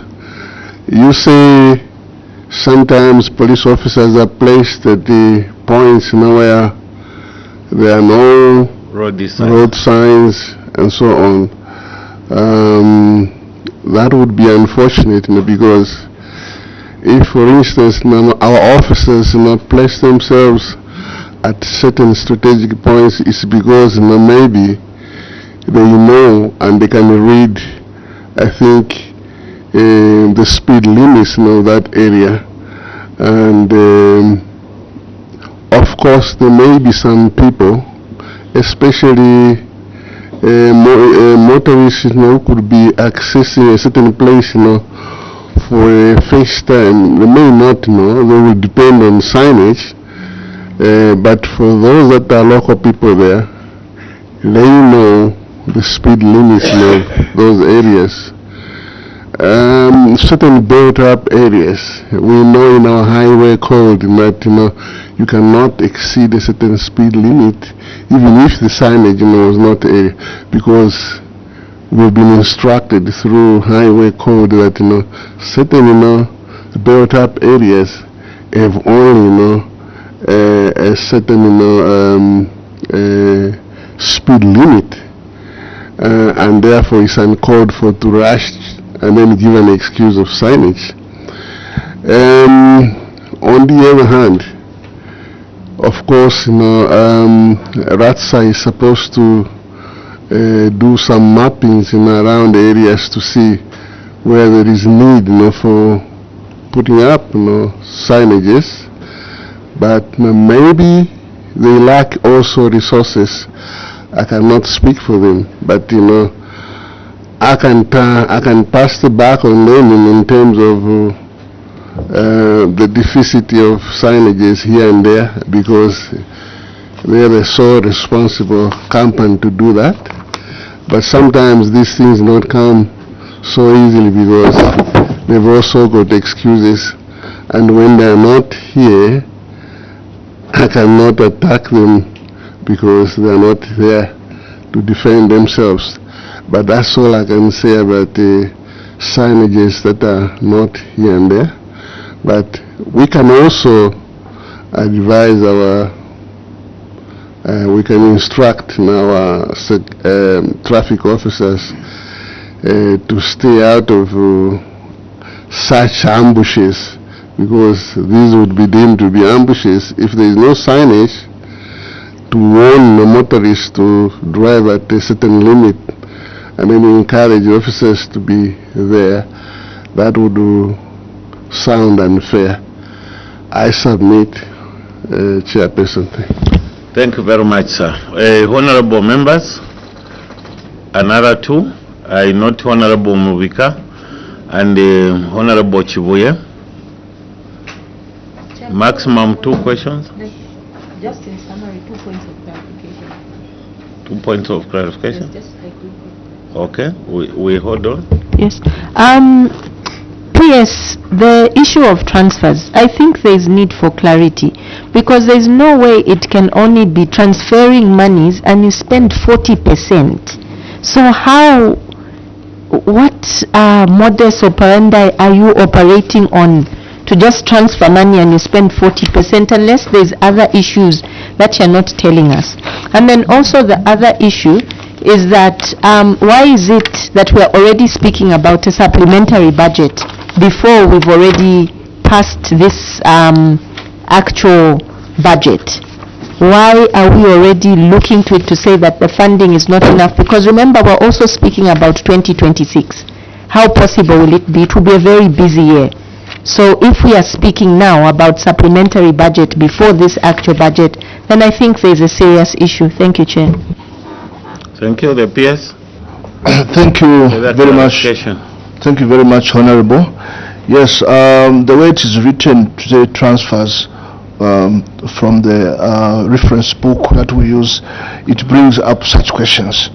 Maybe in addition to what I said, let me ask the budget analyst to add on to some flesh on what these transfers are. Because as it is now, of course, even me, when I read the book at first, I was thinking of transferring individuals, which is in all cases operation points in other offices. Can you come up with that? Thank you, Chair.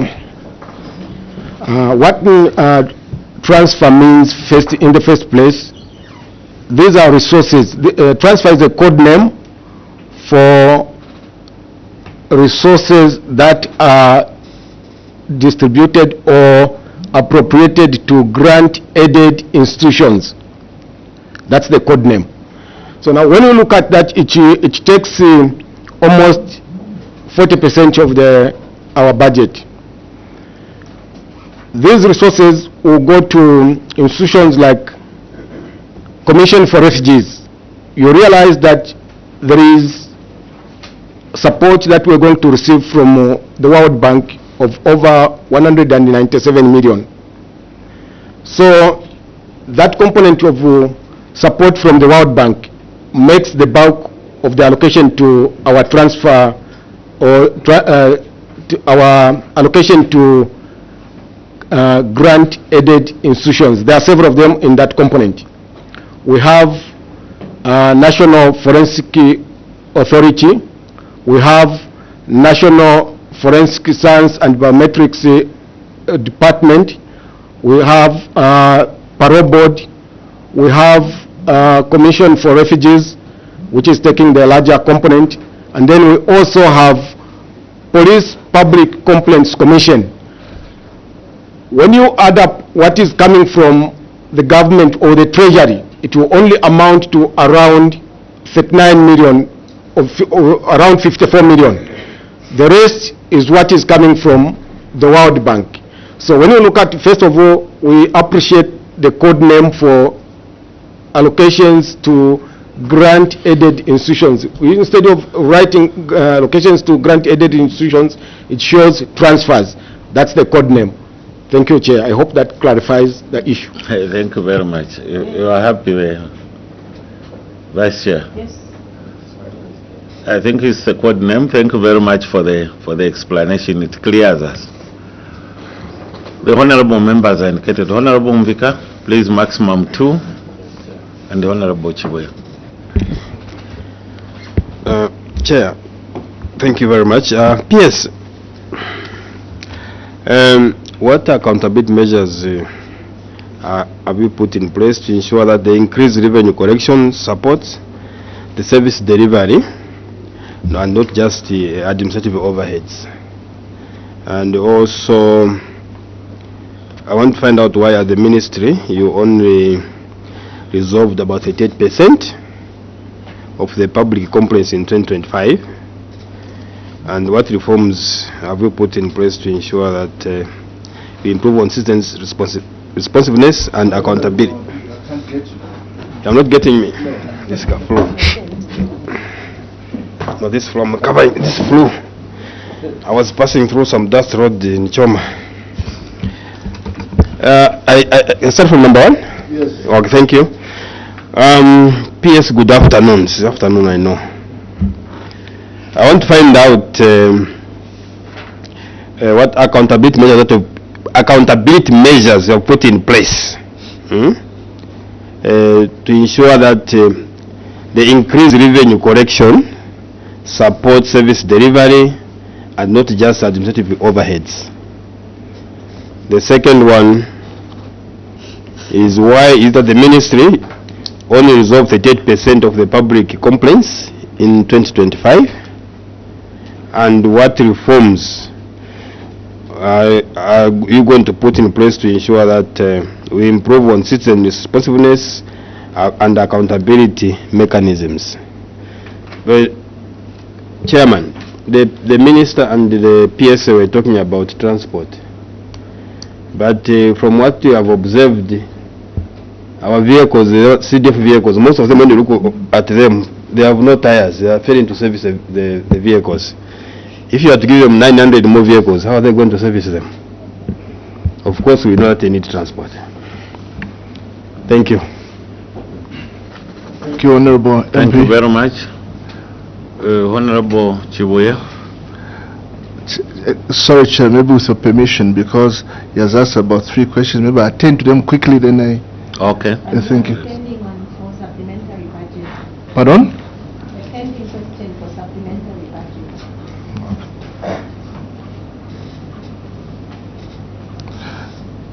Thank you very much. Revenue collection, Honorable MP, I don't know which area, because under Home Affairs, we've got so many areas of revenue collection under police, under general PCs, national age, and immigration. So I don't know where we are looking at. The mic, sir. It's under revenue collection, of course, all the departments. I can say the same, the ones who referred national airport, not airport, sorry. National rate. The same, the traffic, now they are depositing through the banks, supposed to deposit through the banks. And of course, all your departments under the ministry. Thank you very much, Honorable MP. I think starting with the immigration, we have got a system, Zambia immigration system, where all the clients who apply for permits, officers don't handle money. We pay through this. They pay through the system, so that has enhanced the collection of revenue.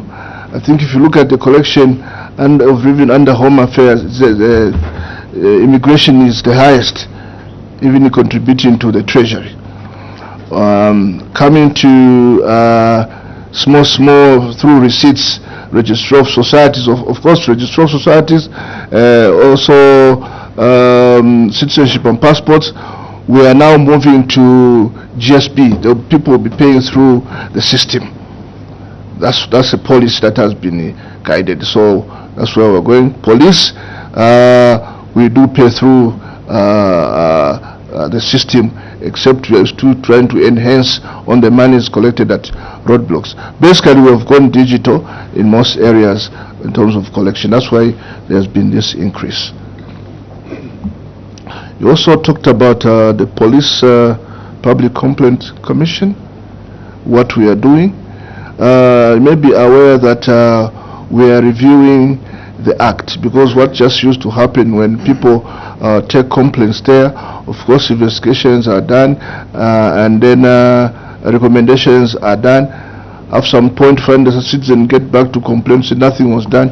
So we're trying to look at the policies, what maybe we can give it more teeth, so that it will also help the management of our officers, so that it can retard or make sure that deter the occurrences of misbehaving.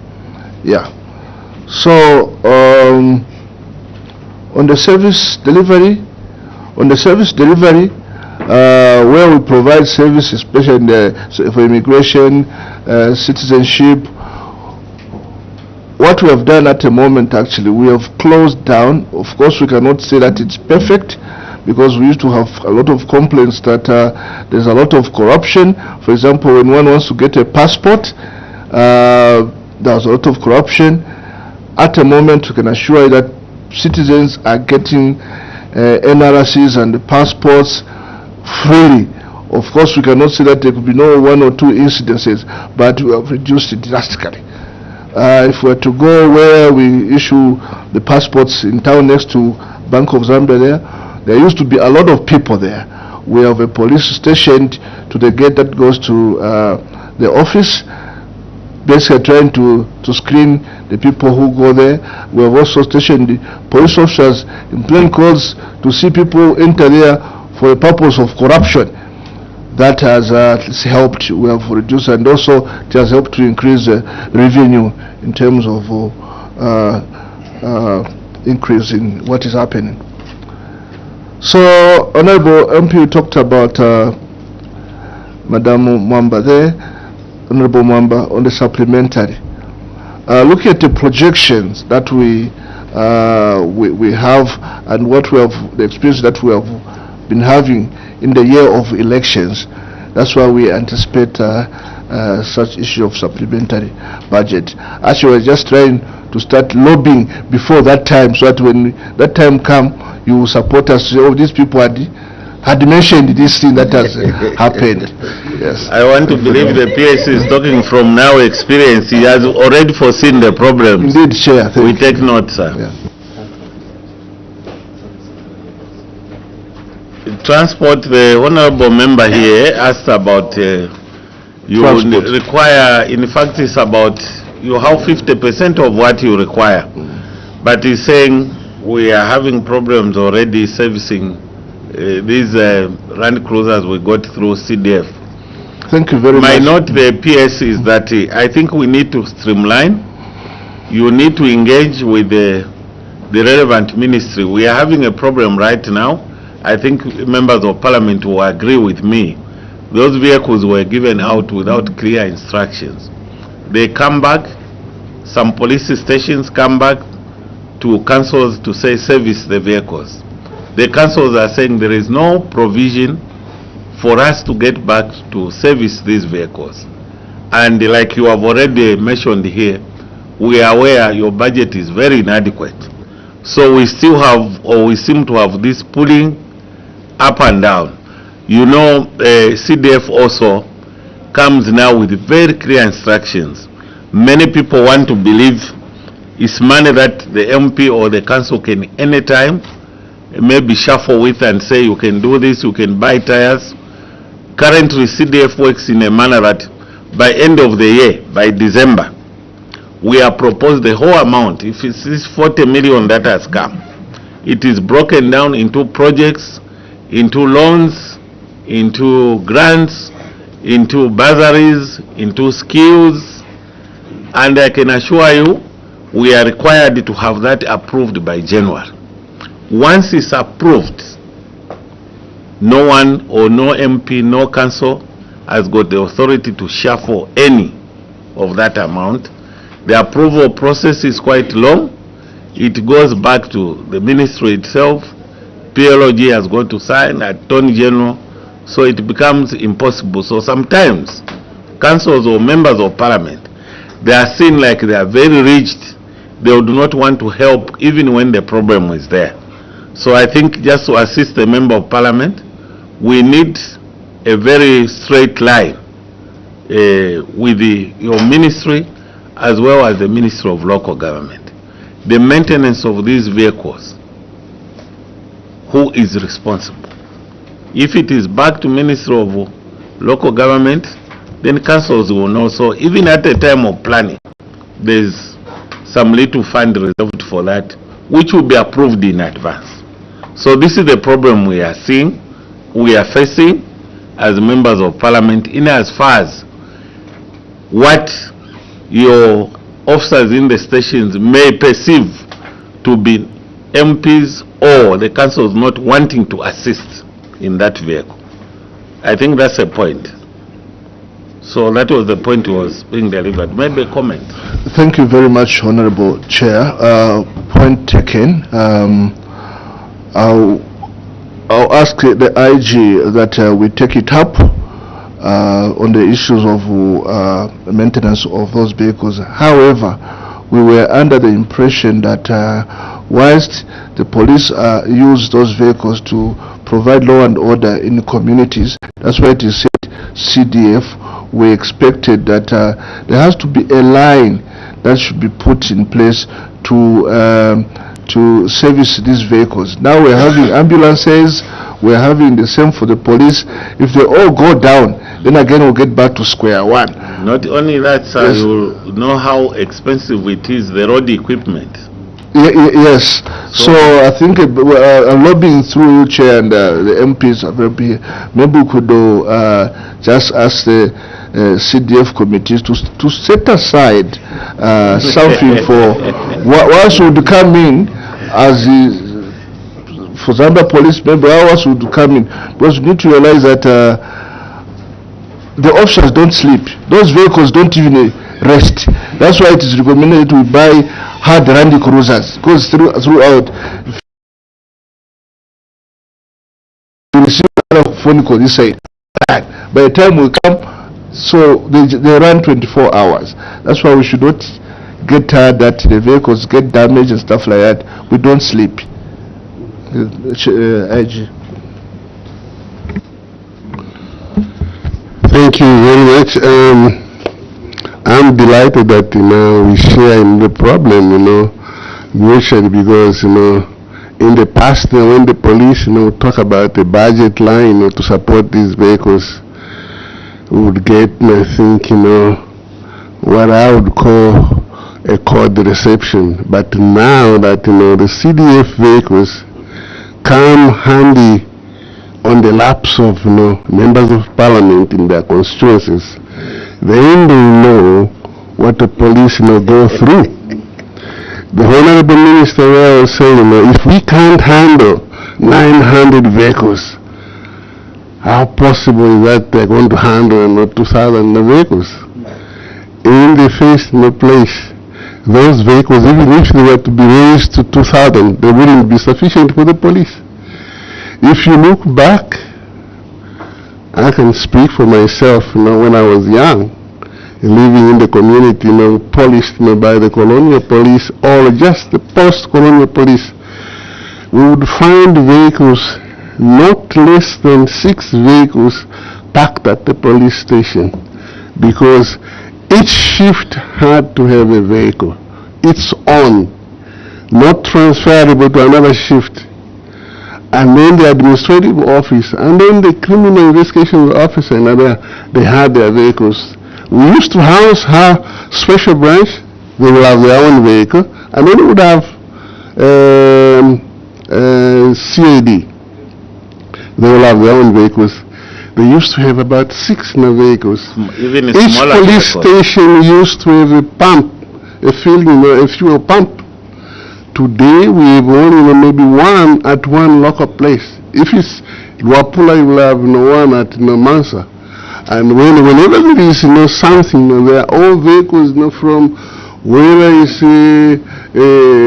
Katansha, Mwewa, they will all come there to the Rotary, because I think the way that the police affairs were managed were actually different from now.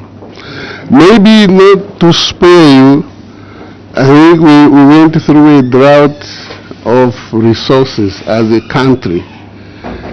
Post-independence, drought of resources. Maybe I wouldn't be so hard, but it's difficult to manage. The first distress call that comes from the police is vehicles, because vehicles assist a lot to cover distances, investigate, and prepare a case for court. Without a vehicle, actually, you are nothing like a police, because you can't depend on a police officer who is simply human beings to cover, distances on foot, to go and arrest people and come back.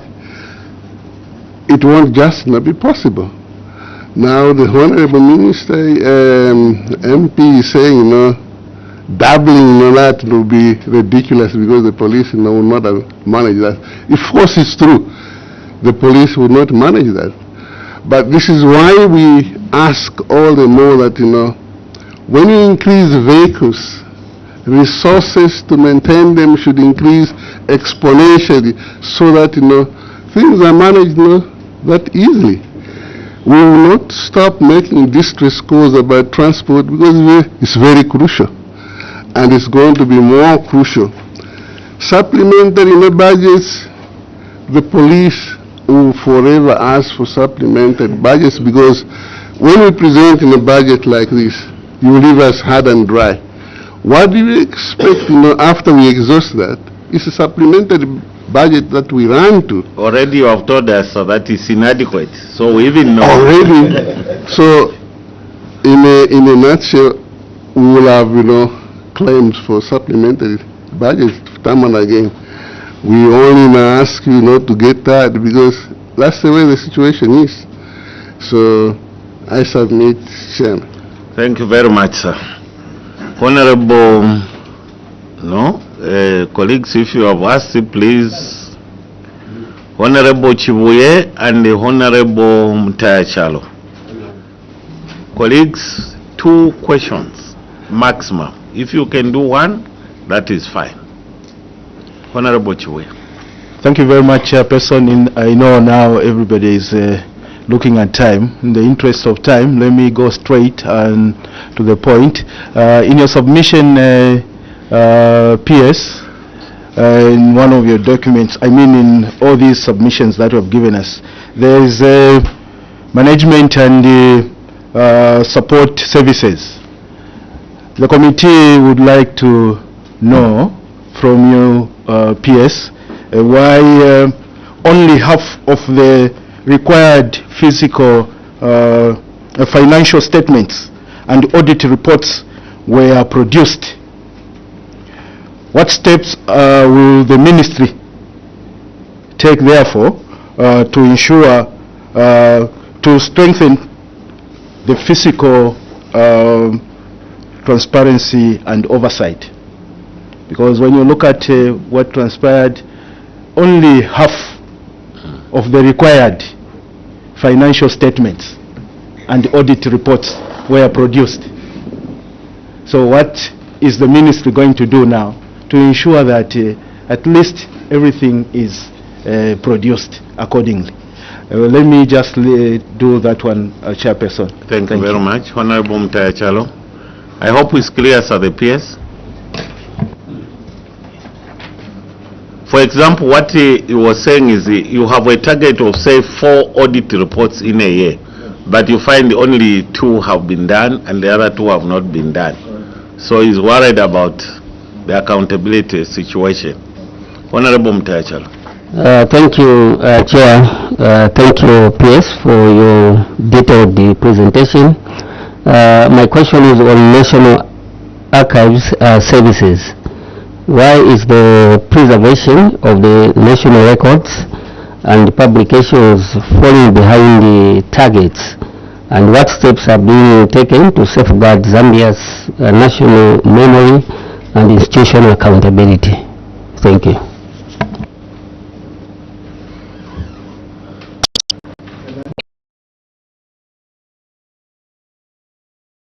Thank you very much for that question, Honorable MP.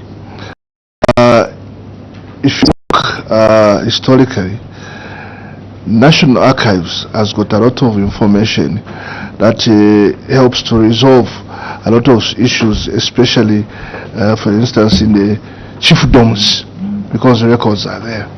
But on the other hand, you realize that funding towards this, that's like national heritage, funding towards this department has been on the lower side. Now we've realized the importance, and now that's why we are now lobbying for more monies in this area of National Archives. I think you have seen where we've been proposed to make some changes that was of the importance of the department. Without that, the history of the country can be erased, and we may not resolve issues that are emerging, especially in the chiefdoms, for instance. So on that one, Honorable MP, we even want for more support. Actually, now we're even engaging, trying to engage the cooperating partners that will really push this National Archives to that level. Yeah, thank you. Then, Honorable, you mentioned about what are we going to do on other auditing. But if you look at the report, we are reporting from January to June. So we still have 4 months to finish. Yes, yeah. So to reach 100% of what we intend to do. So our report is from January to June 30th. Yeah. Thank you very much. Maybe we can have the last 2 set from Honorable Simbao and the Honorable Mpundu.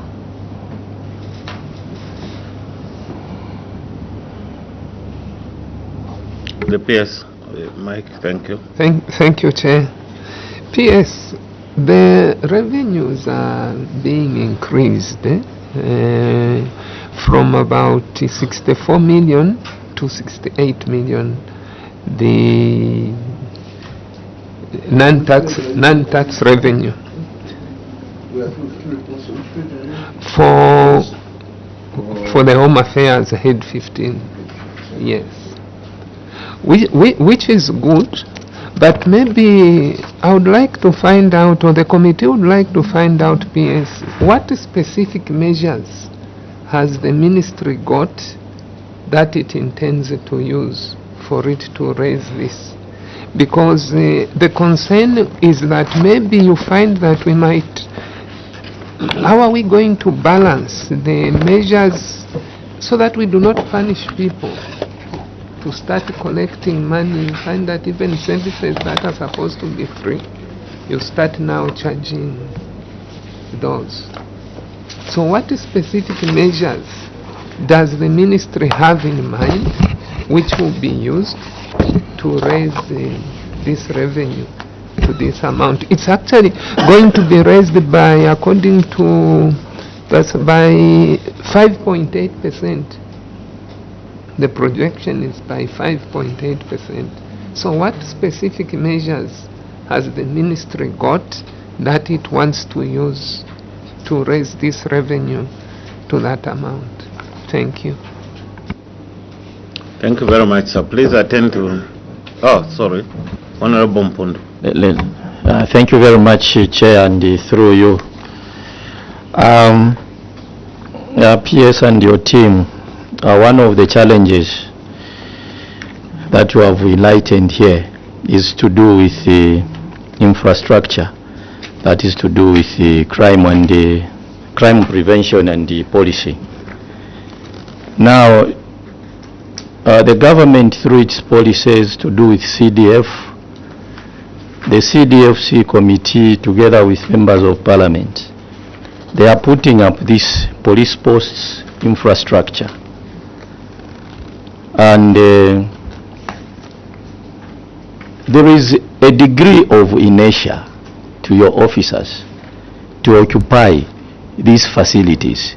Some, they are talking of, no, there must be an aircon, there must be this, those small petty things, and which is frustrating these members of parliament.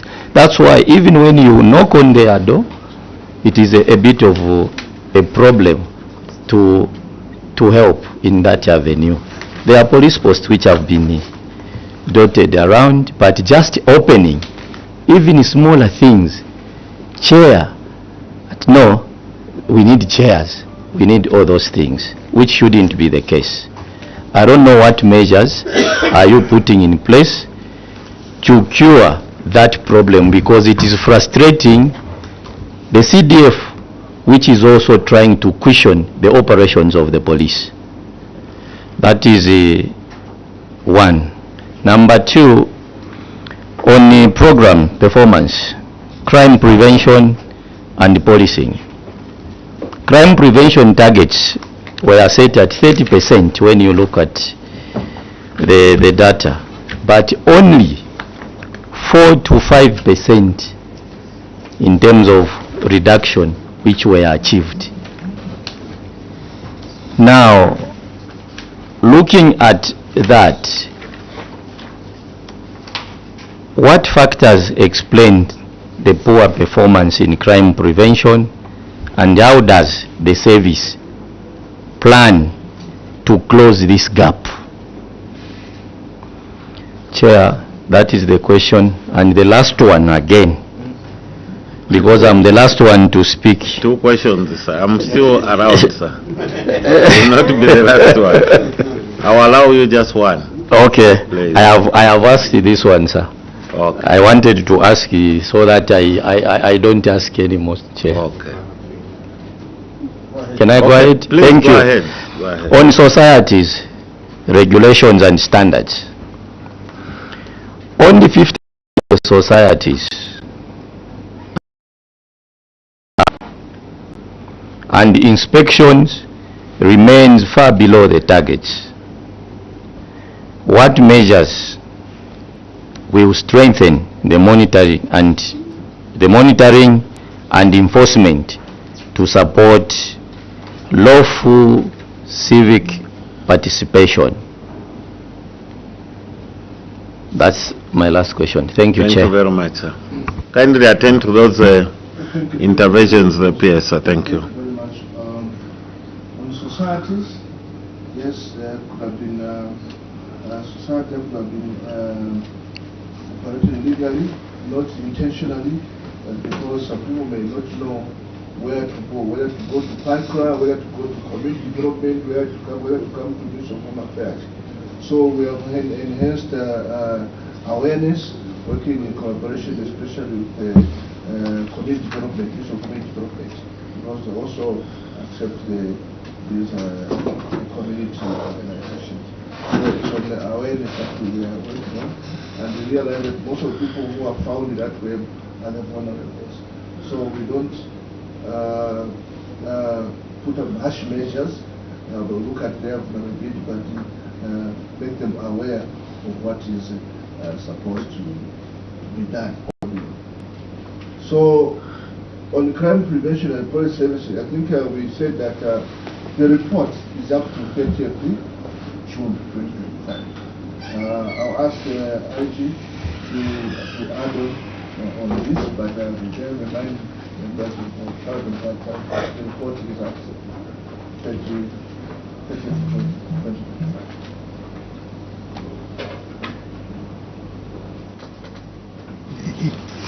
Chair, Please, just in go addition ahead. to what the PS has said, indeed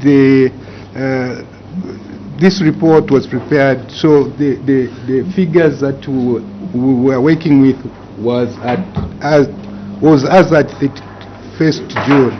So this target of 30% is at the end of the year. So we are doing every possible to ensure that we prevent crime. And you will recall that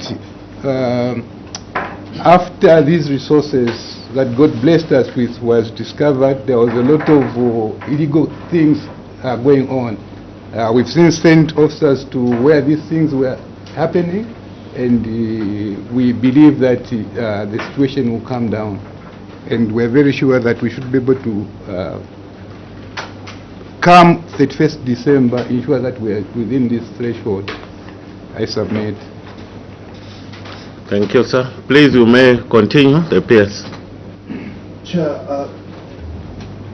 I want to take note that that information we may not have been aware of, that of those completed police posts under CDF, as some officers are not willing to go there.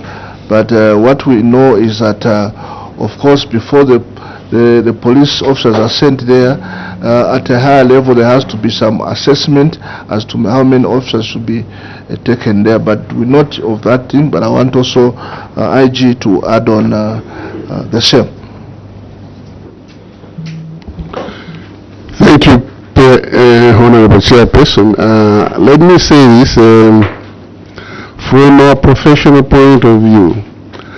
From our textbooks, there are protocols about, whatever structure we have to put up in a police station requiring that, because there are certain things that need to be done. From the point of view of a politician, a model of a police station may not suit the police, because we have so many considerations to look at, which come from angles of human rights, which come from Ministry of Justice, about making certain provisions which were not there. Now, this may sound like some pressure on very little resources, especially provided by an initiative like CDF.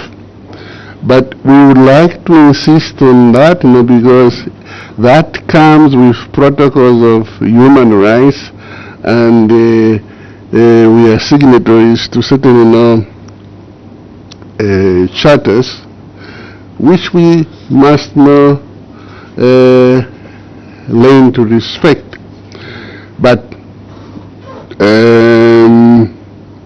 there are certain innovations that need to be done, and we want to keep it that way for the sake of those protocols, whether from human rights or the universal world, because we are not an island and we need to standardize certain things. On the other hand, we also need to, it's not just that we are being insensitive to maybe very scarce in resources. Take a look at a police officer. Sometimes I insist, priorities that come when you think of a police station is just a building and not the police officer. Okay? A police officer's accommodation will not be considered. They will say it may not be relevant, it's not necessary at that time. But think of him as an object who is an enemy to society. Okay? He's a friend and an enemy to society. Why do I say he's an enemy? shortly after arresting, somebody, it will leave a bitter taste in the mouth of somebody, and they will want to harm that person. If you house him in a hut, they will burn him alive, there. There are such practices that happen in our rural setups, there. People either shoot people for certain suspicions, or if those are enemies, and the policeman is not an exception, they can set him ablaze there.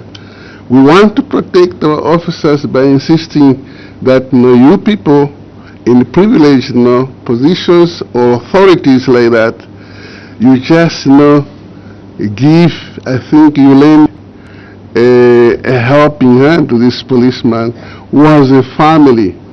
If he puts up in accommodation which is not appropriate and ends up, it becomes a booby trap for his days, there, the blood is going to be on our hands. The IG doesn't want that blood on his hands. And I think, honorable MPs in this house wouldn't want that blood on their hands. That's why we say, give us just some little consideration. These are human beings we have sacrificed to save you, there.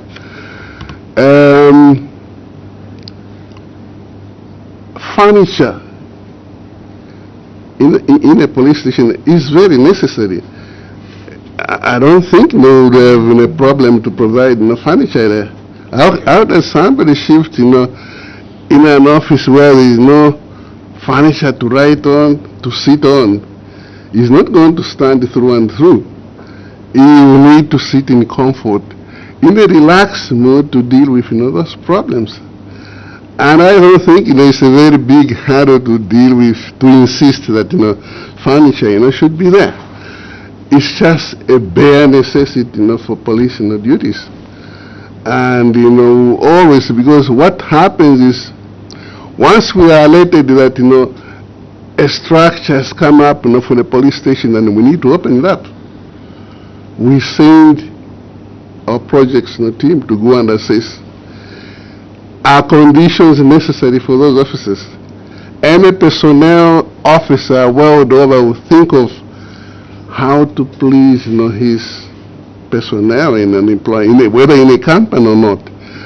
And this is why we think that a police officer is not an exception. I think based on that information and details, don't get offended when we insist that we need a police officer to have certain things. They may not be 100% up to have certain things. I was talking about transport and how we should actually join hands to provide necessities for a vehicle. All those vehicles, when they tell me about vehicles that have either bare tires or they need servicing and there are no such resources, you know what I tell them? I tell them to park them. You are better off parking that vehicle than to go on running it, because it's going to knock and the loss is going to be much heavier. It's better to preserve it by parking it until we find a solution to that problem.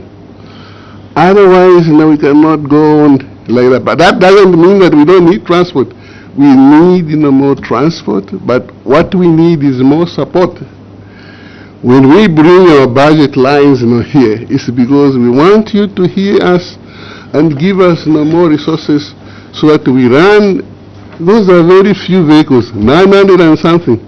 We still can't service them properly. How much more 2,000 vehicles? We need that 2,000 vehicles very badly. And that's why we need your support. We just say that our performance was only satisfactory, but there is still high demand for police stations to be set up there. Wherever you are, you know that people are asking for security here and there, and they keep asking, with too many too much crime rate when is the police going to come here? They ask them, they make those demands through you people, and then you bring it to light and we promise. When this promise comes through, it's just fair that we put conditions that are necessary for that, so that whoever goes to save them, is going to save them with one heart, and they'll be convinced he's going to give his best there, because his morale is not doubted. So it goes to work on the psychology of a police officer. I'm going to settle in that bush setup.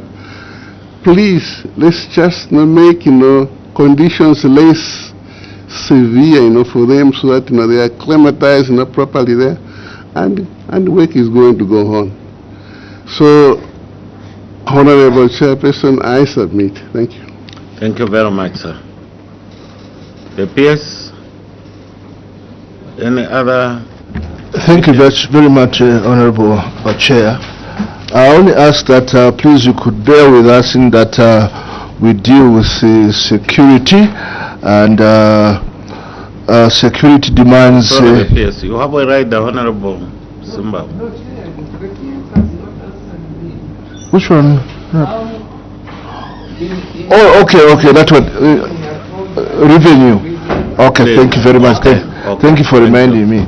Yes, to increase the revenue, and I'll ask my team to add on. I think you have seen that the Honorable Minister of Finance announced in the House that we are going to increase the fee for citizenship. It's like in Zambia, these foreigners get these things easily, and yet when I just want to go and visit in America for 2 days, I'm required to pay $10,000. So when they want to come, they come easily. So also, as we're trying to identify, one of the things that we identified under Home Affairs is citizenship, which we have increased to registration 10,000 before other things are paid for, just for the application. So that is one of the areas where we're trying to identify how we can increase revenue collection. May I allow my officer to come on board? Yes, Mr. Stati. Thank you, PS. I think you've mentioned one of them, and I think with regards to societies, I think members of parliament are aware that I think for the last few months we've been upgrading the system. So now we are pushing all those services onto the GSP. So meaning that even the issues of payment will be happening online, and compliance levels will actually improve. So those are the streams which we are looking at in terms of enhancing revenue collection through those means. I submit, Chair. Thank you very much. Chair, what I wanted to say and emphasize is that you could bear with us. The ministry being the one in charge of internal security, the budget given may not be enough, because every day we're being called on to really provide law and order security to all our citizens. So we'll still knock on your door, like the IG has said, especially on the issue of vehicles. We don't have enough. So again, we'll come for that. Thank you very much. Thank you very much, the PS. Even as I, on behalf of the committee, thank you most sincerely for your submissions today. I also just want to mention this, that your committee here, we are partners. I think our goal is the same all the time. We bring out certain issues that may look not to be very pleasant, but because your committee meets a lot of stakeholders, and also we have our own experience as leaders in our constituencies as we move around, so we bring them on the table with a view in mind that we can harmonize for the betterment of our country, because I think the goal for all of us here at Parliament and yourselves is one and the same, that of ensuring that government runs in a very stable manner. So we cannot thank you more than the words itself. We thank you for your continued support, for your continued interaction. We value your submissions every time when you are here. We also want to assure you that we will always be available for these interactions. We are happy, especially when we get on the ground, to see how our officers stay, and we are with you. We hear your cries. We've seen the problems. They are insurmountable, and sometimes we really also more or less like sometimes even get worried to say really how are our officers surviving, but that's how it should be.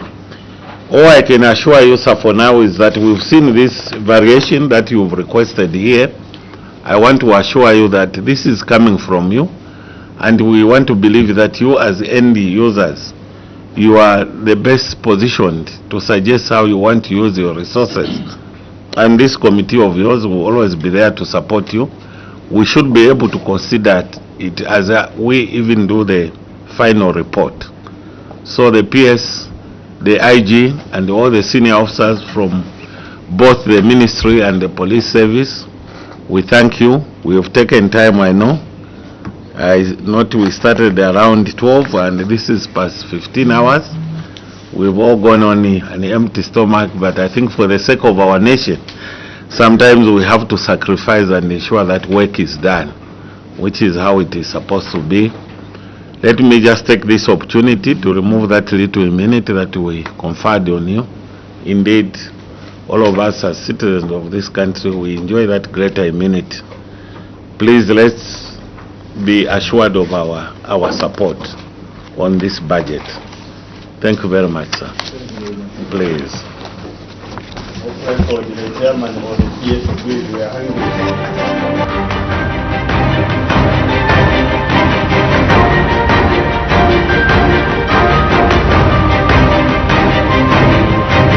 So much. That was Committee on National Security and Foreign Affairs, which is considering the estimates of revenue and expenditure for the financial year ended 31st financial year 2026. And of course, the committee just received submissions from the Permanent Secretary, Ministry of Home Affairs and Internal Security, which was considering Header 15, as well as the Inspector General of Police. Still to come, we have more committees taking place right here, and remember we're still in the first 10 days where different committees are receiving submissions from different stakeholders, and in the next 10 days, starting next week, we do expect the expanded plan and budgeting committee to now start receiving various reports from the committees which are sitting now. Remember, this is sector budget, where the budget is being analyzed sector by sector. On set, my name is Muyunda Katamajo, and of course on sign language interpretation desk we have Chola Kaoma and Jason Manda. Good afternoon.